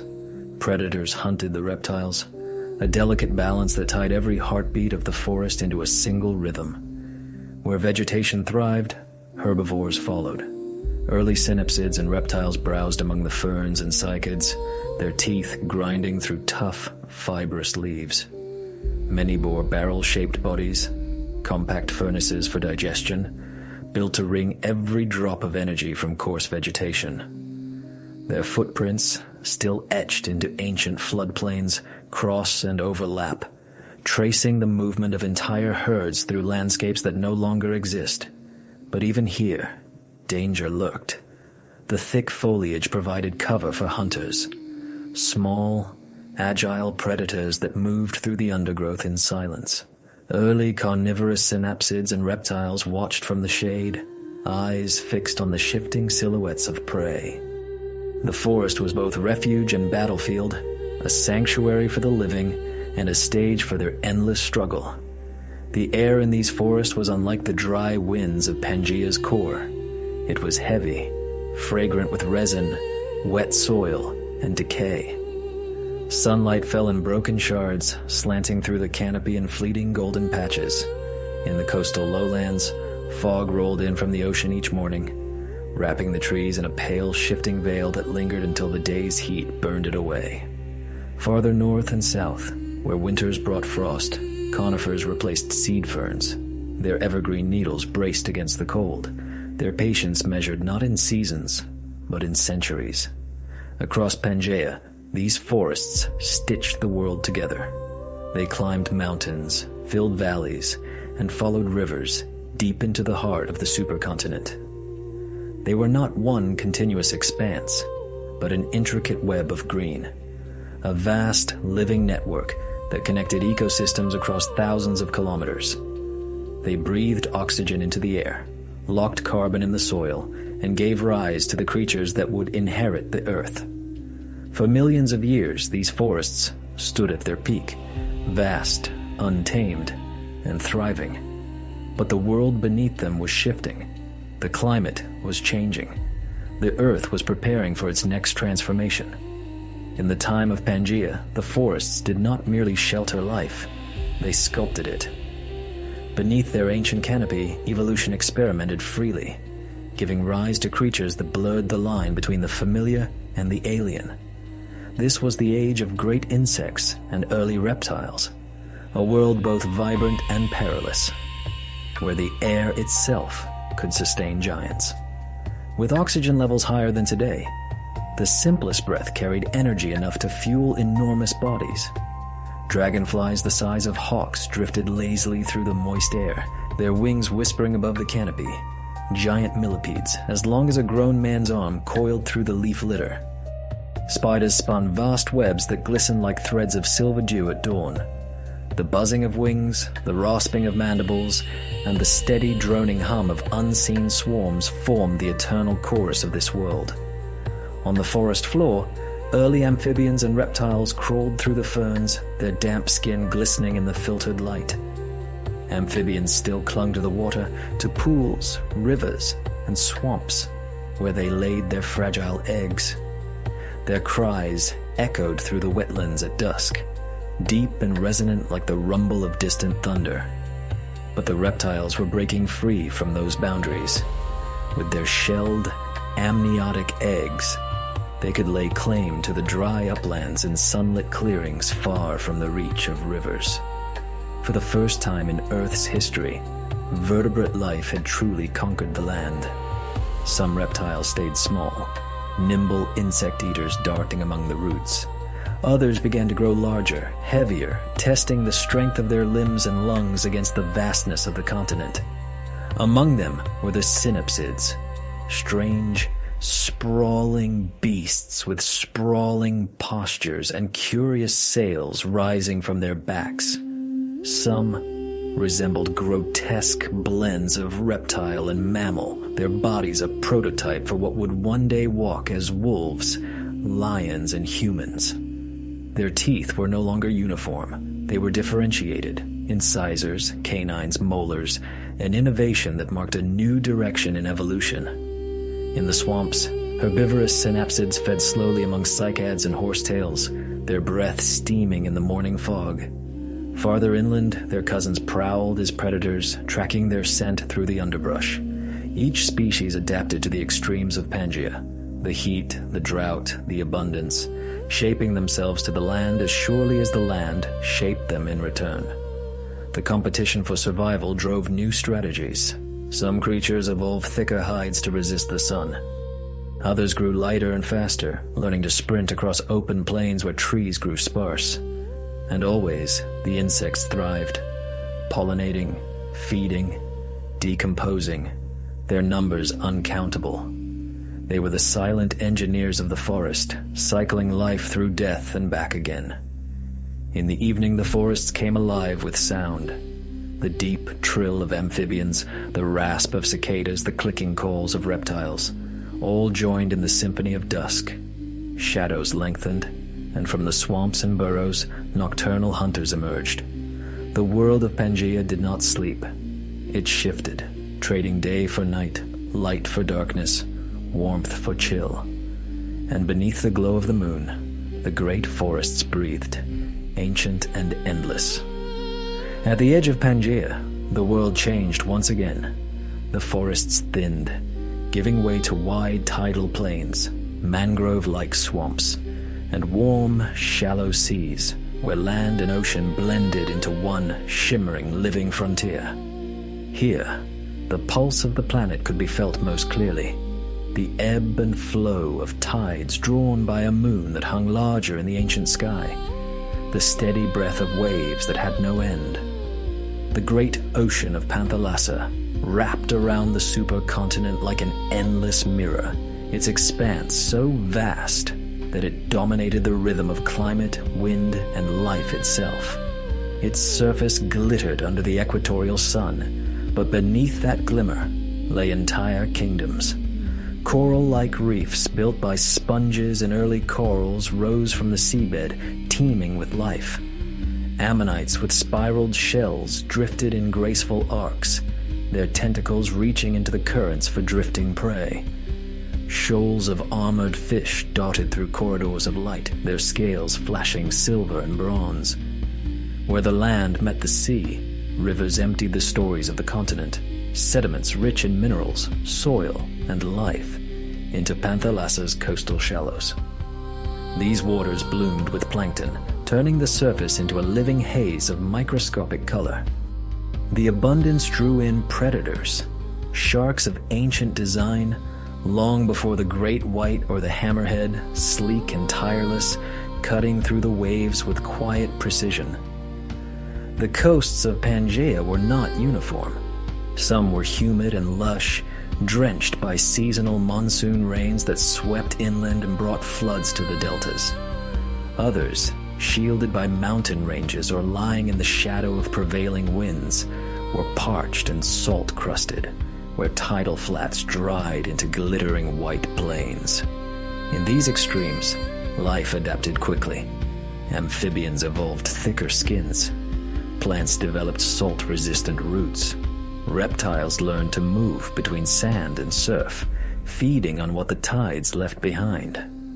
And always, the wind carried the scent of the ocean far inland, the tang of salt, the faint decay of seaweed, the breath of distant storms.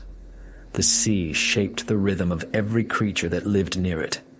The tides marked feeding and nesting, migration and rest. Even deep within the forests, the patterns of life pulsed in time with the distant waves. For millions of years, this balance held.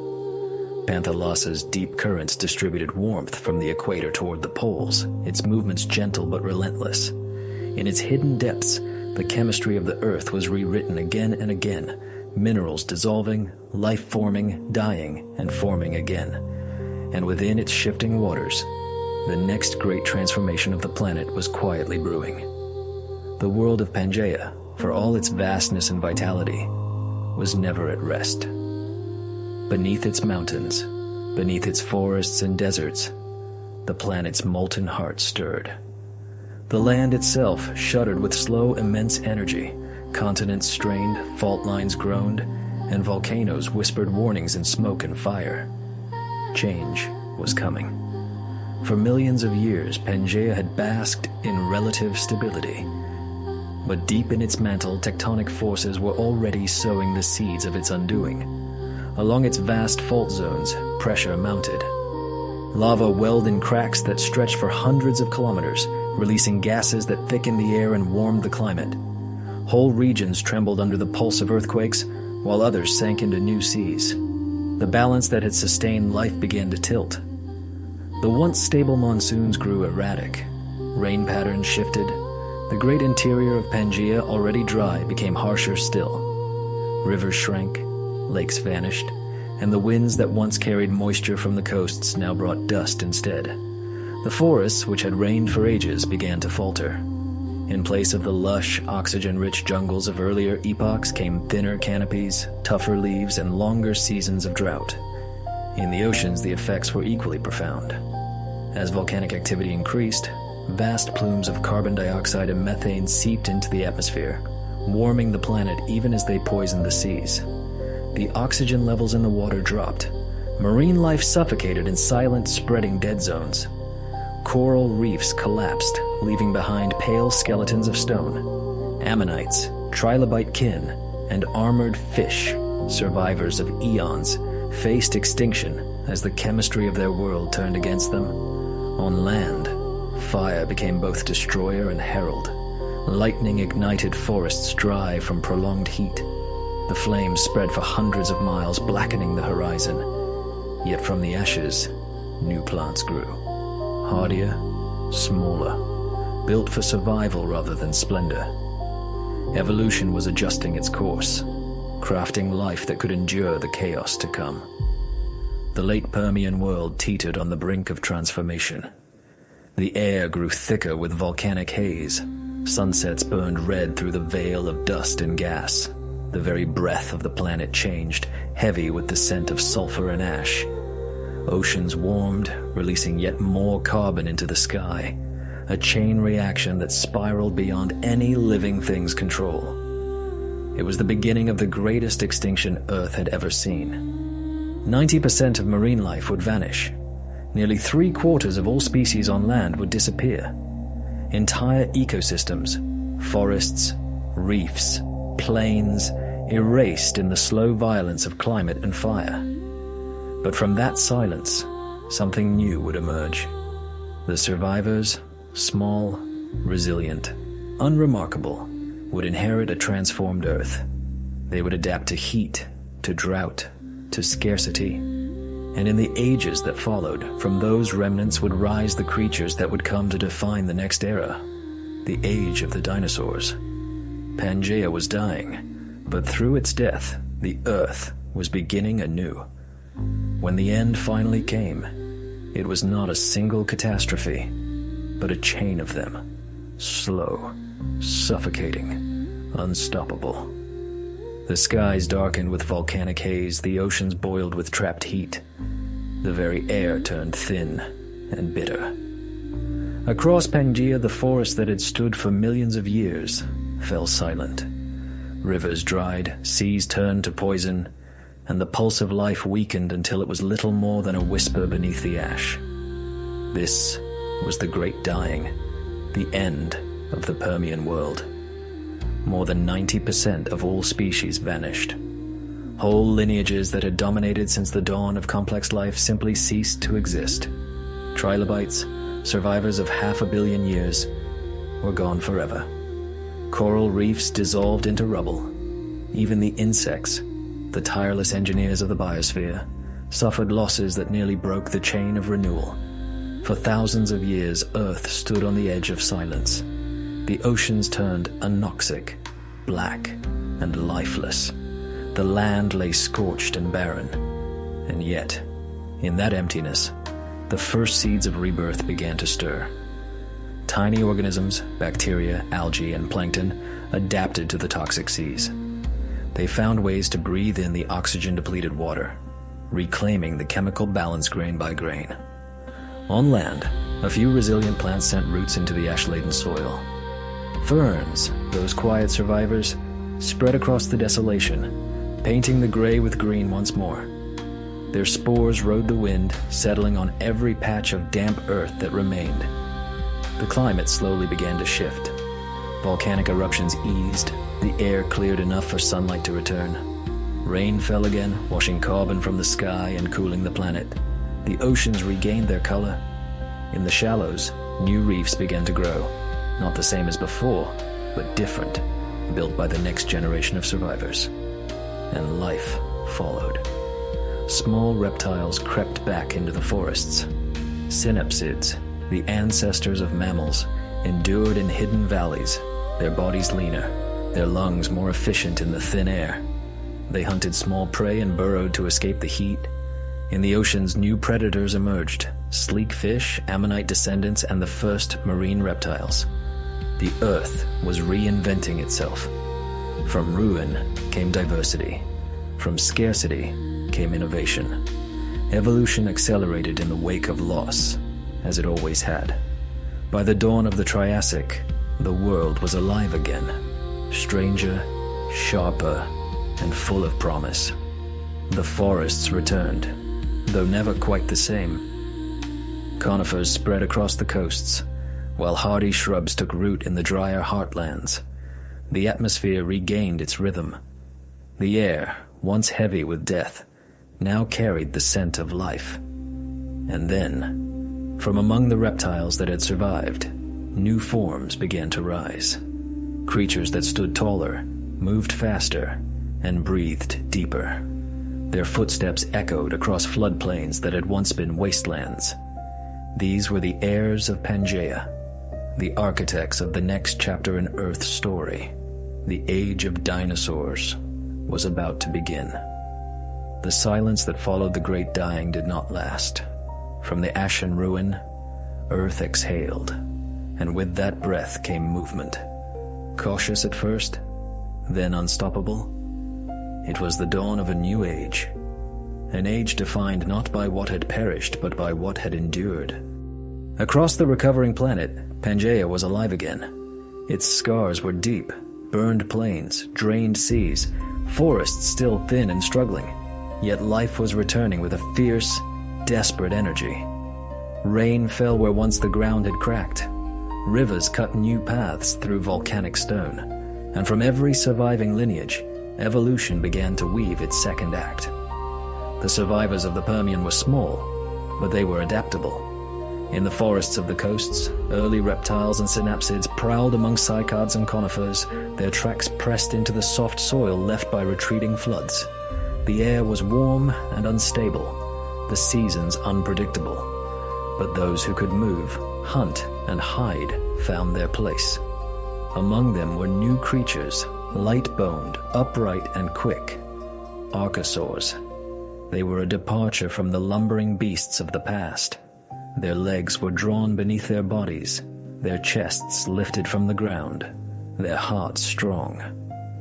Some walked on 4 limbs, others balanced gracefully on 2. Their lungs were efficient, their movements tireless. They were built for the volatile world that Pangaea had become. The first true dinosaurs were still small, scarcely the height of a human's knee. They hunted insects and lizards in the undergrowth, their tails flicking for balance, their keen eyes tracking every shadow.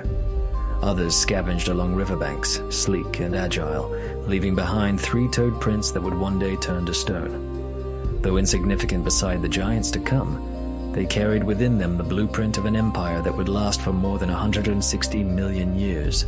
The climate, too, was transforming. Monsoons swept the coast with relentless rhythm, bringing seasons of flood and drought that shaped the land and life alike. Forests of conifers rose along the shores, while inland plains baked beneath the sun. Ferns and horsetails spread after every rainfall, carpeting the lowlands with green before the next dry season burned them away. In these cycles of abundance and scarcity, evolution quickened its pace. The animals of Pangaea became faster, lighter, more specialized. Predators evolved to chase, prey evolved to flee. Teeth sharpened, eyes grew keener. The ancient world, once slow and heavy, now pulsed with motion. Along the edges of Panthalassa, the oceans also stirred with new forms. Ichthyosaurs, reptilian swimmers shaped like modern dolphins, leapt through the waves, their sleek bodies built for speed. On the seafloor, ammonites spiraled outward in dazzling abundance, reclaiming the marine realm that had nearly died. Coral reefs began to rebuild in shallow waters, forming the foundations for ecosystems that would once again teem with color and sound. Pangaea itself, though still whole, was restless. Its crust groaned and shifted as the forces deep beneath it pulled in opposing directions.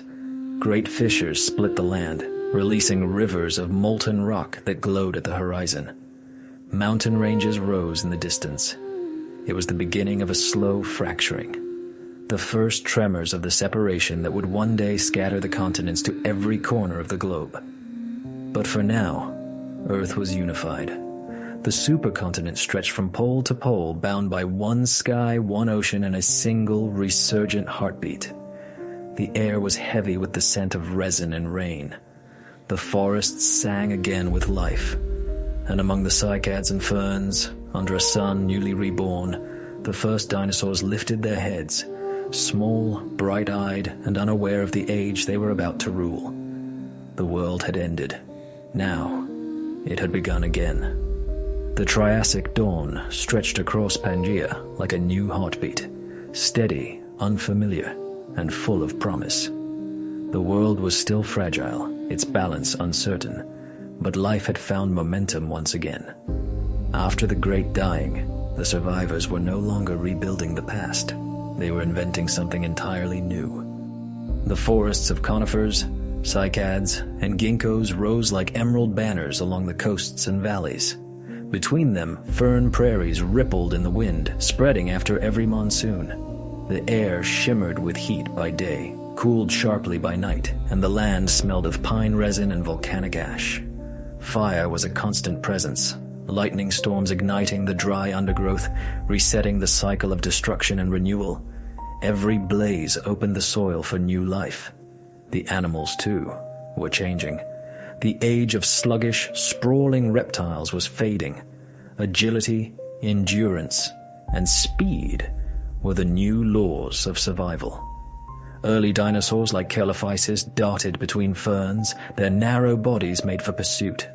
Small predators hunted in coordinated bursts, using sight and motion in ways unseen before. Herbivorous forms evolved in parallel, light-footed, cautious, built to flee as fast as the hunters chased. In the river valleys, massive amphibians still lingered, relics from the Carboniferous past. But each year they grew fewer. Their watery kingdoms were shrinking, replaced by dry plains where only the new land-adapted reptiles could thrive. The throne of the earth was changing hands. High above, pterosaurs, the first flying reptiles, tested the air. Their wings, stretched wide and thin, formed of skin and bone. They glided from cliffs along the shores of Panthalassa, searching for fish in shallow seas. Though fragile and strange, they represented something profound. Life had taken to the sky. The oceans mirrored the vitality of the land. Ichthyosaurs hunted in the deep. Long-necked nothosaurs cruised the shallows. Shoals of ammonites drifted through the blue currents, their spiral shells catching the light like living fossils. Coral reefs, rebuilt after near annihilation, returned to color and complexity. Once more, the planet's surface teemed with motion. But beneath all this abundance, the Earth's core whispered of instability. The crust of Pangaea strained under immense pressure. Faults opened along its spine, stretching from what would one day become Africa to the Atlantic's unborn floor. Lava bled through these cracks, painting whole horizons in molten red. Volcanic gases thickened the atmosphere again, and the cycle of warmth intensified. The Triassic was a time of fire and growth, but also of testing, a crucible from which the first great empires of life would emerge. The animals of this age were still small compared to what would come, yet their bones already carried the blueprint of the Jurassic future. Longer legs, stronger hearts, faster blood. Evolution had quickened its rhythm, and so Pangaea, still united under one sun, burned and blossomed in equal measure. Forests rose from ash. Rivers carved new paths through molten stone. The world was no longer a survivor. It was a creator. On this foundation, the giants would rise. When the fires of the Triassic finally dimmed, the earth entered a gentler rhythm. The air grew thicker with moisture, the rain steadier, the forests deeper and more vibrant than they had been in millions of years. The age of struggle was fading. The age of dominance had begun. Pangaea still stretched wide, but deep within its crust, the slow pulse of division had started to tear the land apart. Cracks widened into rifts, rifts into valleys, and valleys into the first newborn seas. The supercontinent was breathing out, and in that breath, new worlds began to form. Across these changing lands, life was thriving. The forest towered high with conifers, cycads, and tree ferns that swayed beneath warm monsoon winds. Lush ferns blanketed the ground, and vines clung to the trunks of ancient trees. Insects hummed in the humid air, smaller now than their carboniferous ancestors, but no less vital. The world had turned green again, and with that greenness came giants. The dinosaurs, once small and quick, now grew vast. In the open plains, long-necked herbivores like Brachiosaurus and Diplodocus grazed on the treetops, their necks sweeping like living cranes above the canopy. Herds of Stegosaurus marched through the valleys, their spined backs glinting in the sun. The earth trembled beneath their steps, and where there were grazers, there were hunters.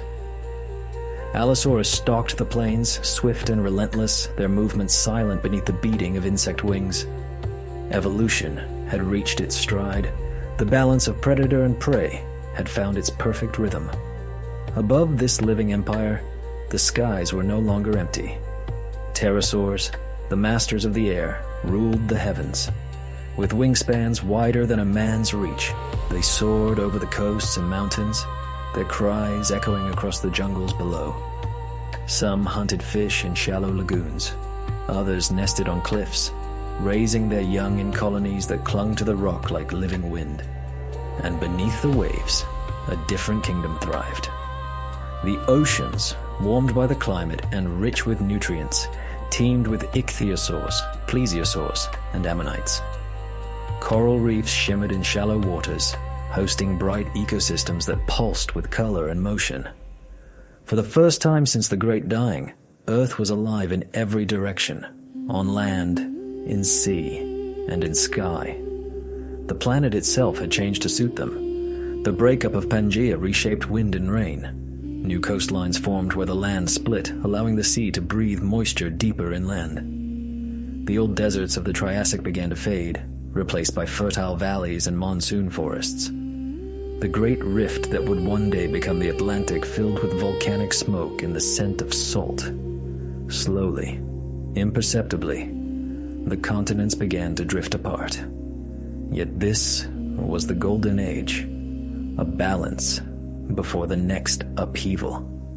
Everywhere there was abundance, rivers teeming with fish, forests rich with ferns and seeds, skies filled with wings.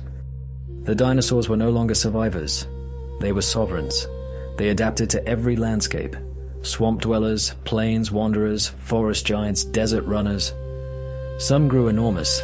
Others became small and quick, masters of agility and camouflage. Time, measured in millions of years, passed like a slow tide. The Earth's magnetic poles shifted, climates wavered, volcanoes flared and quieted again. But life persisted.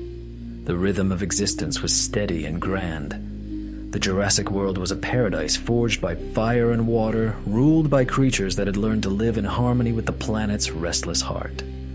At night, when the heat of day faded and the wind whispered through the conifers, the forests came alive with sound, the deep calls of creatures echoing beneath the stars. The same stars we see now, though the constellations were turned and strange. And beneath them, the empire of giants slept, unaware that even this age, vast and triumphant, was only a chapter in Earth's endless story.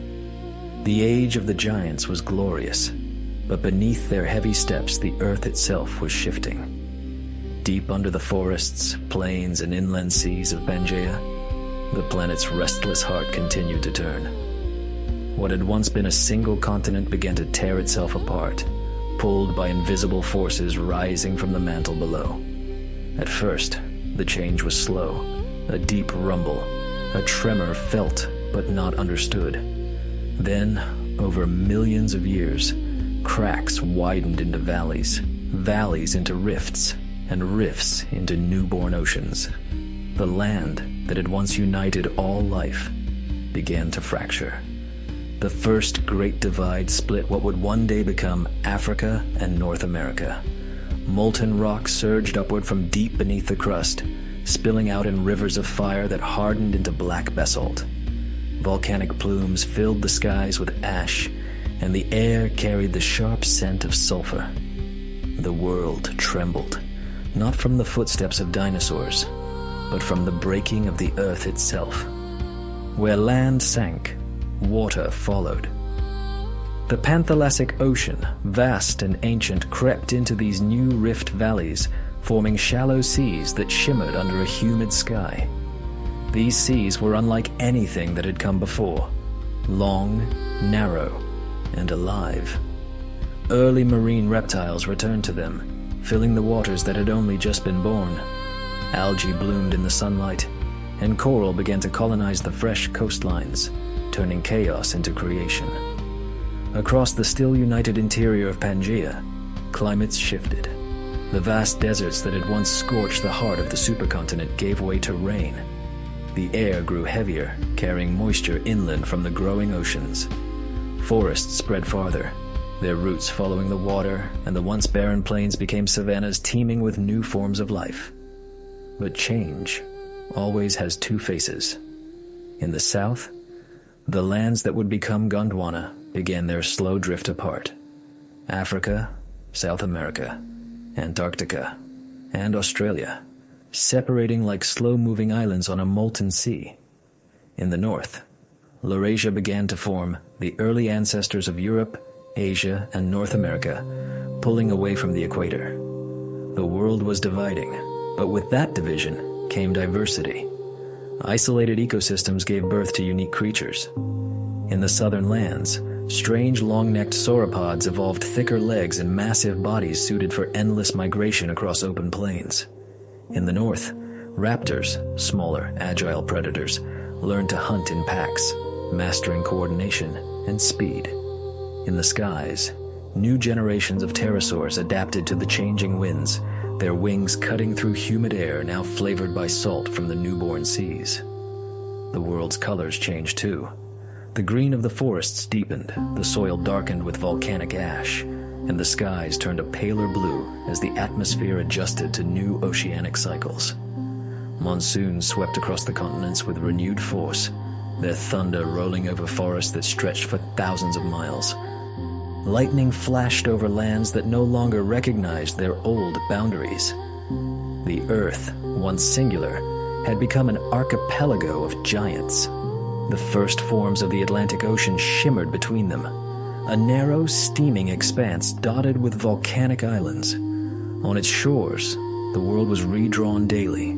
Coastlines sank and rose, rivers found new paths, and every generation of life adapted to a planet that refused to stay still. And yet, for all its movement, this was still one Earth. The same forests, the same winds, the same creatures connected by ancient threads of life, stretched now, but not broken. The pulse of Pangaea lingered in every tectonic groan, in every storm rolling from sea to sea. The age of unity was ending, but in its place, a new order was forming. One where the boundaries of land and sea, predator and prey, chaos and rebirth would forever define the story of life.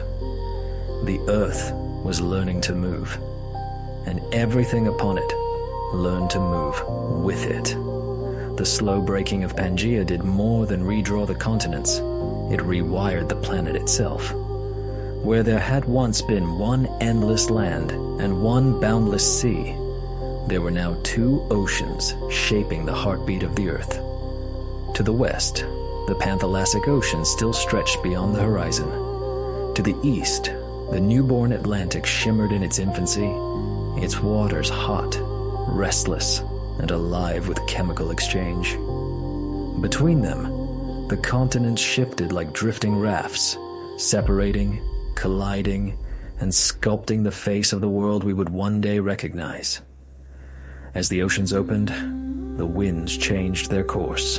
The air, once uniform across Pangaea's vast expanse, began to dance between contrasts, hot and cold, wet and dry. Moisture from the young Atlantic flowed inland, giving rise to new cycles of rain. Monsoons that had once swept across a single supercontinent now fractured, redirecting their power into regional climates. The world was learning complexity. The interior of the northern continents grew temperate. Where deserts had once burned for centuries, great river systems now cut through fertile basins.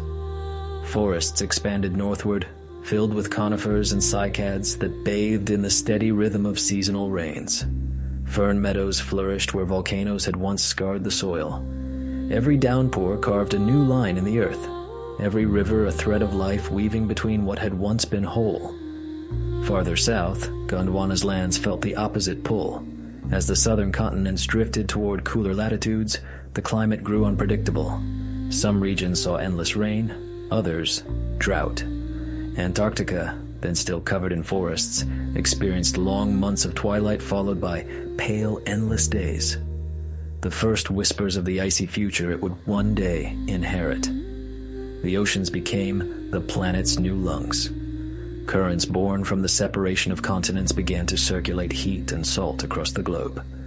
These invisible rivers beneath the waves controlled everything above them: the direction of storms, the birth of coral reefs, even the migrations of creatures that had never seen the open sea before. The world's weather became an orchestra, conducted by the ocean's slow pulse. And life, ever adaptive, followed the rhythm. The great reptiles of the Jurassic migrated with the seasons, moving between coast and plain in search of warmth and food. Pterosaurs crossed the skies from one ocean to another, their wings tracing the winds that now carried the scent of distant lands. In the sea, plesiosaurs and ichthyosaurs ruled, chasing schools of fish that followed the same unseen currents that shaped the clouds above. Yet even as life spread and diversified, the Earth remained restless. Volcanoes lined the rifts where continents pulled apart, spewing gas and ash into the sky. Earthquakes rippled across the new boundaries, reshaping valleys and mountains overnight. What seemed stable was always shifting. But in that instability lay opportunity. Each eruption fertilized the land with minerals. Each earthquake opened new paths for rivers to form. Destruction and renewal were no longer opposites. They were partners. By now, the once unified Pangaea was gone in all but memory. But its spirit, the deep interconnection of all living things, endured. Though the continents had begun their long drift apart, the threads of evolution still tied them together. Species shared traits across oceans that did not yet fully divide them. Plants carried their ancestors' designs from one hemisphere to another. Even the winds whispered reminders of that ancient unity, carrying pollen, spores, and dust across the sea. The Earth had become something new, dynamic, alive, divided yet intertwined. It was no longer a single continent under one sky, but a network of worlds breathing together, moved by the same heartbeat deep beneath the crust. And above it all, the dinosaurs, heirs of Pangaea, reigned supreme, their silhouettes cast against the rising sun of a world still becoming itself. For tens of millions of years, the Earth basked in the age of giants.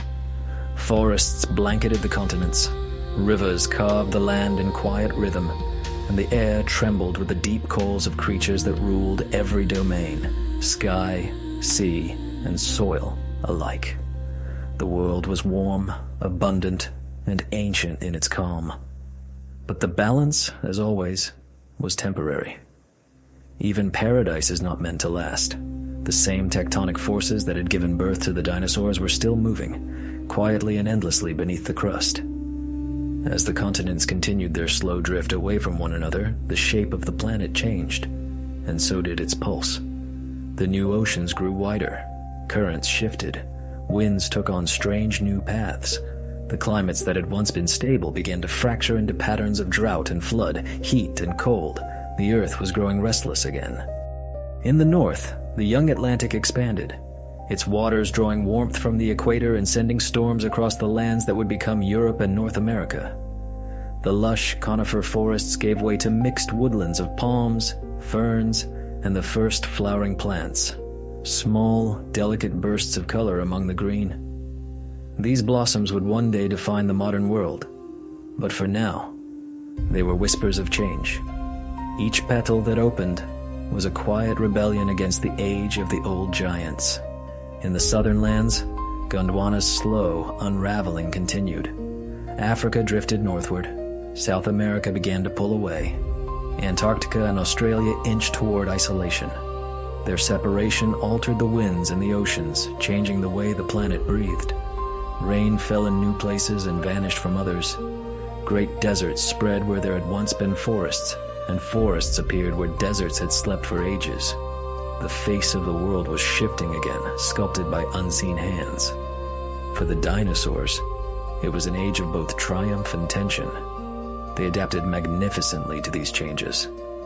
The great sauropods, Argentinosaurus, Patagodoton, and their kin, became the largest land animals the Earth would ever see. Their massive necks swept across the plains like moving towers of flesh and bone. Predators like Tyrannosaurus and Giganotosaurus reached their terrifying zenith, masters of speed and precision honed by millions of years of survival. The planet seemed built for them, but beneath the surface, the balance was shifting once more.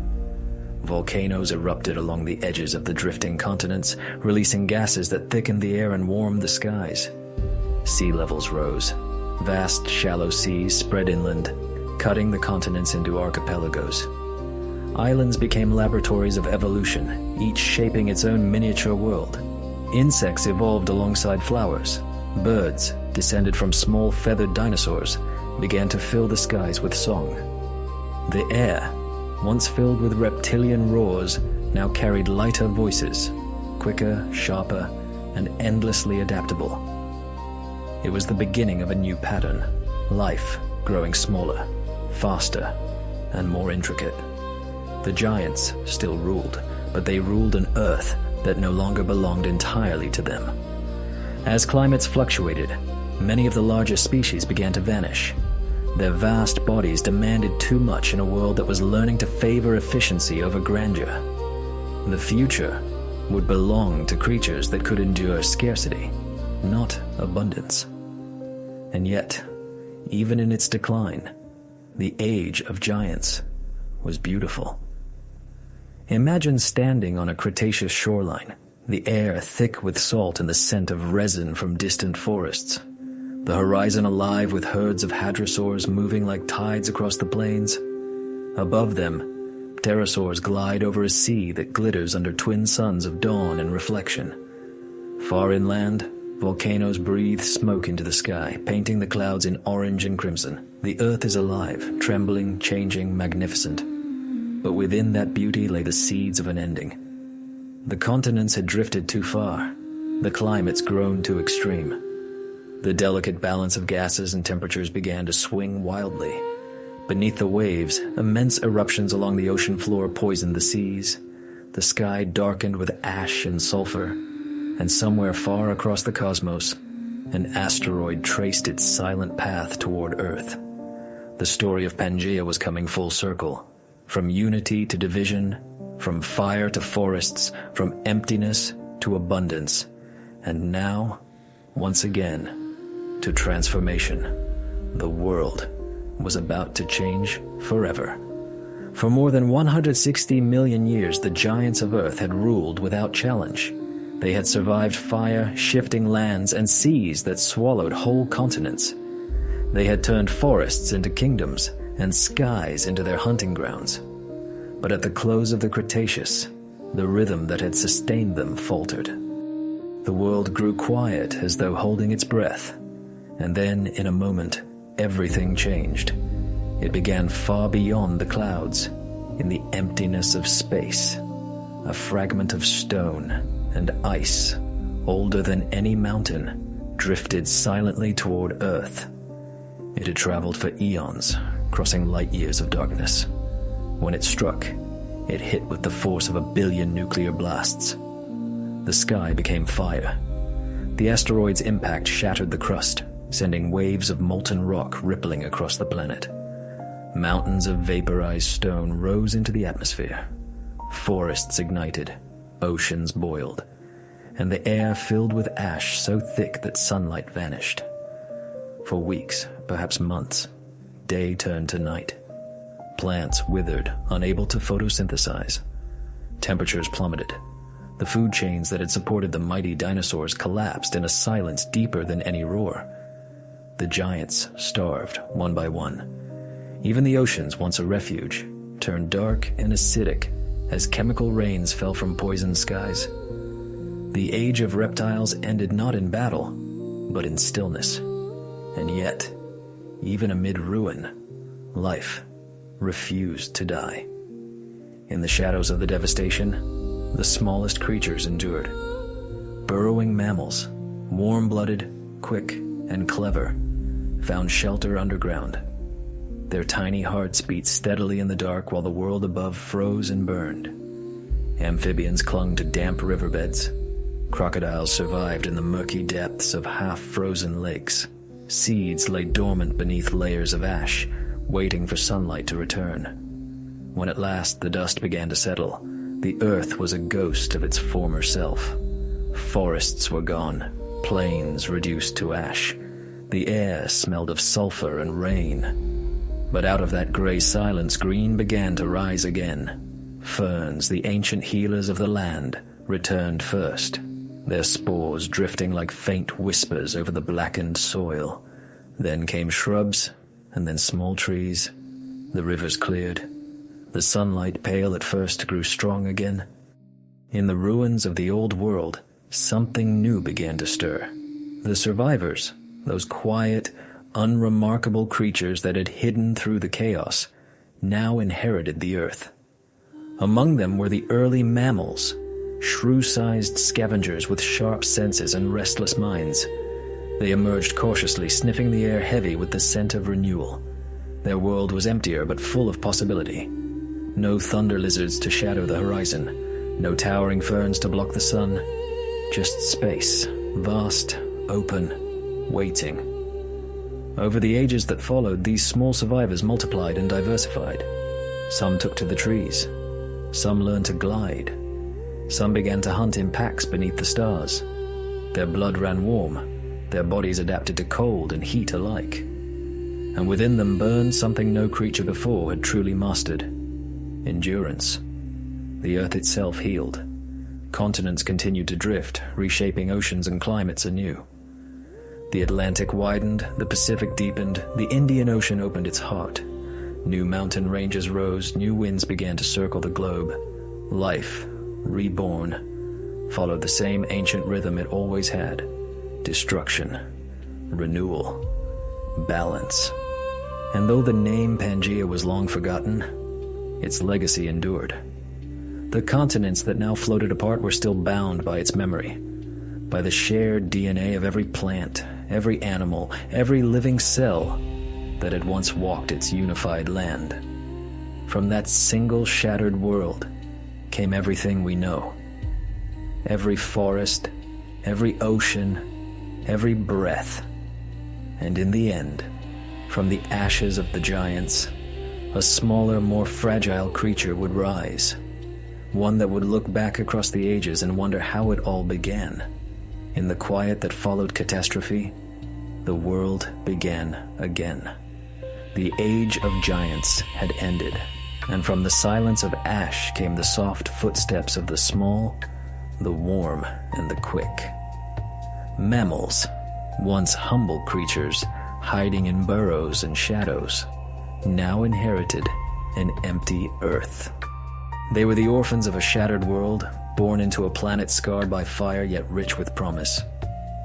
The air grew warm again. Rain returned, washing the soot from the forests that were rising from blackened soil. Grass, a newcomer to the planet, began its slow conquest of the land, spreading across plains and valleys. The continents, long separated, were still drifting, carving new shapes upon the face of the earth. The oceans that had torn Pangaea apart now carried winds and currents that nourished the rebirth of life. Every breeze, every tide, was a whisper from the old world, carrying the memory of unity. The mammals multiplied in silence. Some remained small: shrews, voles, and insect hunters, quick and cautious. Others grew bold, filling the voids left by vanished giants. Hoofed grazers took to the plains. Predators followed, sleek and relentless. The forests filled with rustling leaves and calls that had never been heard before. Each species was an experiment in survival, each generation a new answer to the planet's endless question: who will endure? Birds, the living descendants of the dinosaurs, filled the skies, their wings cutting through sunlight that had once burned with volcanic haze. They sang over a world that had survived its own death. Coral reefs returned to the seas, their colors bright as dawn.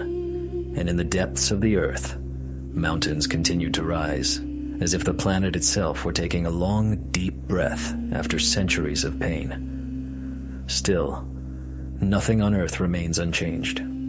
The continents continued their slow dance. India, once part of Gondwana, raced northward and struck Asia, raising the Himalayas, a scar of stone that would one day shape the monsoons of half the world. South America drifted toward isolation, carrying its strange menagerie of marsupials and giant birds. Antarctica, once green and forested, slid toward the pole and froze, its silence returning after millions of years. The Earth was remaking itself again, but this time, it was not destruction. It was evolution. Among the mammals, intelligence began to flicker. Eyes grew keener, hands more dexterous, voices more varied.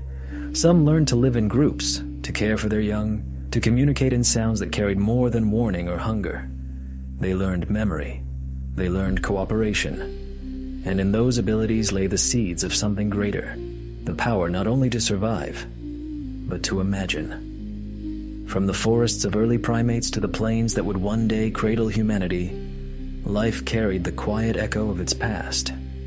The bones of the earth remembered Pangaea, the ancient unity of all land, the endless migrations, the unbroken flow of water and wind that once bound everything together. Though the continents now lay scattered, their edges still fit like pieces of an old map, proof that once the world had been whole. And perhaps that is why, deep within the heart of every living thing, there remains a longing for connection, a pull toward the familiar, the shared, the remembered. It is not just instinct, it is memory. The memory of a single world beneath a single sky. The age of mammals was not the beginning of something new. It was the continuation of everything that had come before, the slow, eternal conversation between life and the planet that bore it. From the molten dawn of Pangaea to the rise of forests, from the thunder of dinosaurs to the whisper of wind over grass, the Earth had always been telling the same story, of change, of endurance, of becoming. And in time, from these quiet survivors, a new voice would rise, a creature that would name the stars, map the continents, and rediscover the long-lost memory of the world that once was one. The continents are scattered now, separated by oceans vast enough to seem eternal. From orbit, Earth appears as a swirl of blues and greens divided by endless water. Yet beneath the surface, beneath the illusion of distance, the planet remains what it has always been. One restless body, still shifting, still breathing, still whole. The memory of Pangaea is everywhere. It lies in the bones of mountains and in the rhythm of tides. When the Atlantic waves strike the cliffs of Portugal and crash again on the shores of Brazil, they are speaking across a gap that was once a seam. The rocks beneath both coasts are the same, carved from the same crust, once pressed together in the same dawn of stone. The earth remembers. The same is true of its life. The trees that rise in the jungles of South America share ancient kinship with those of Africa. The flight paths of birds still trace the wind corridors once carried by the supercontinent's breath. Even deep in the genomes of modern creatures, whales, elephants, eagles, and humans are echoes of that ancient unity. Each of us carries, in microscopic code, the story of a planet that was once a single skin of living Earth. Though millions of years have passed since Pangaea's heart began to crack, its legacy endures in motion. Every tremor, every mountain raised, every earthquake that shakes the ground beneath our feet is part of that same ancient pulse. The continents are still moving, still drifting, still searching for the balance they once knew. They will move for millions of years more, until, perhaps, they meet again. For the Earth is a circle, not a line. It gathers, breaks, and gathers once again.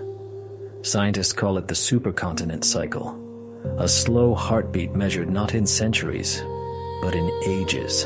The world that once formed Pangaea will, in the far future, form another.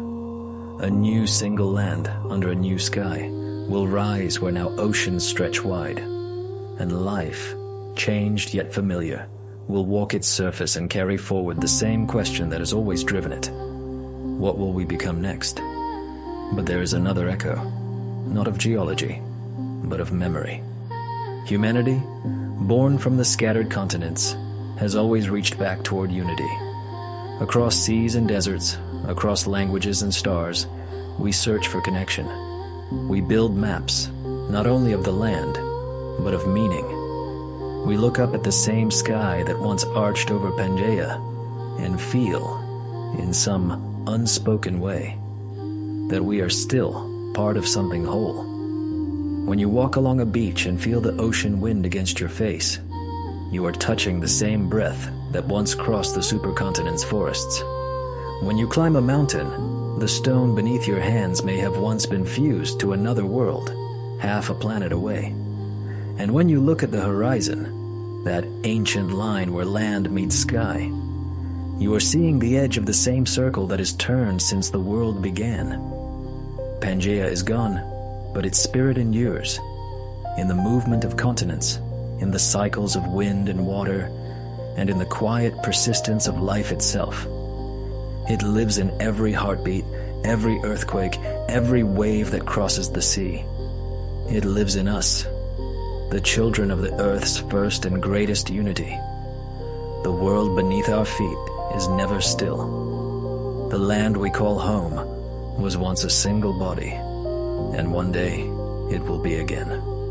And when that time comes, when the mountains rise anew and the oceans close, and another supercontinent is born, perhaps life will remember in its own mysterious way that it has been here before. And perhaps in the shifting of stone and the whisper of the wind, the earth will once again speak the name of its first self, Pangaea.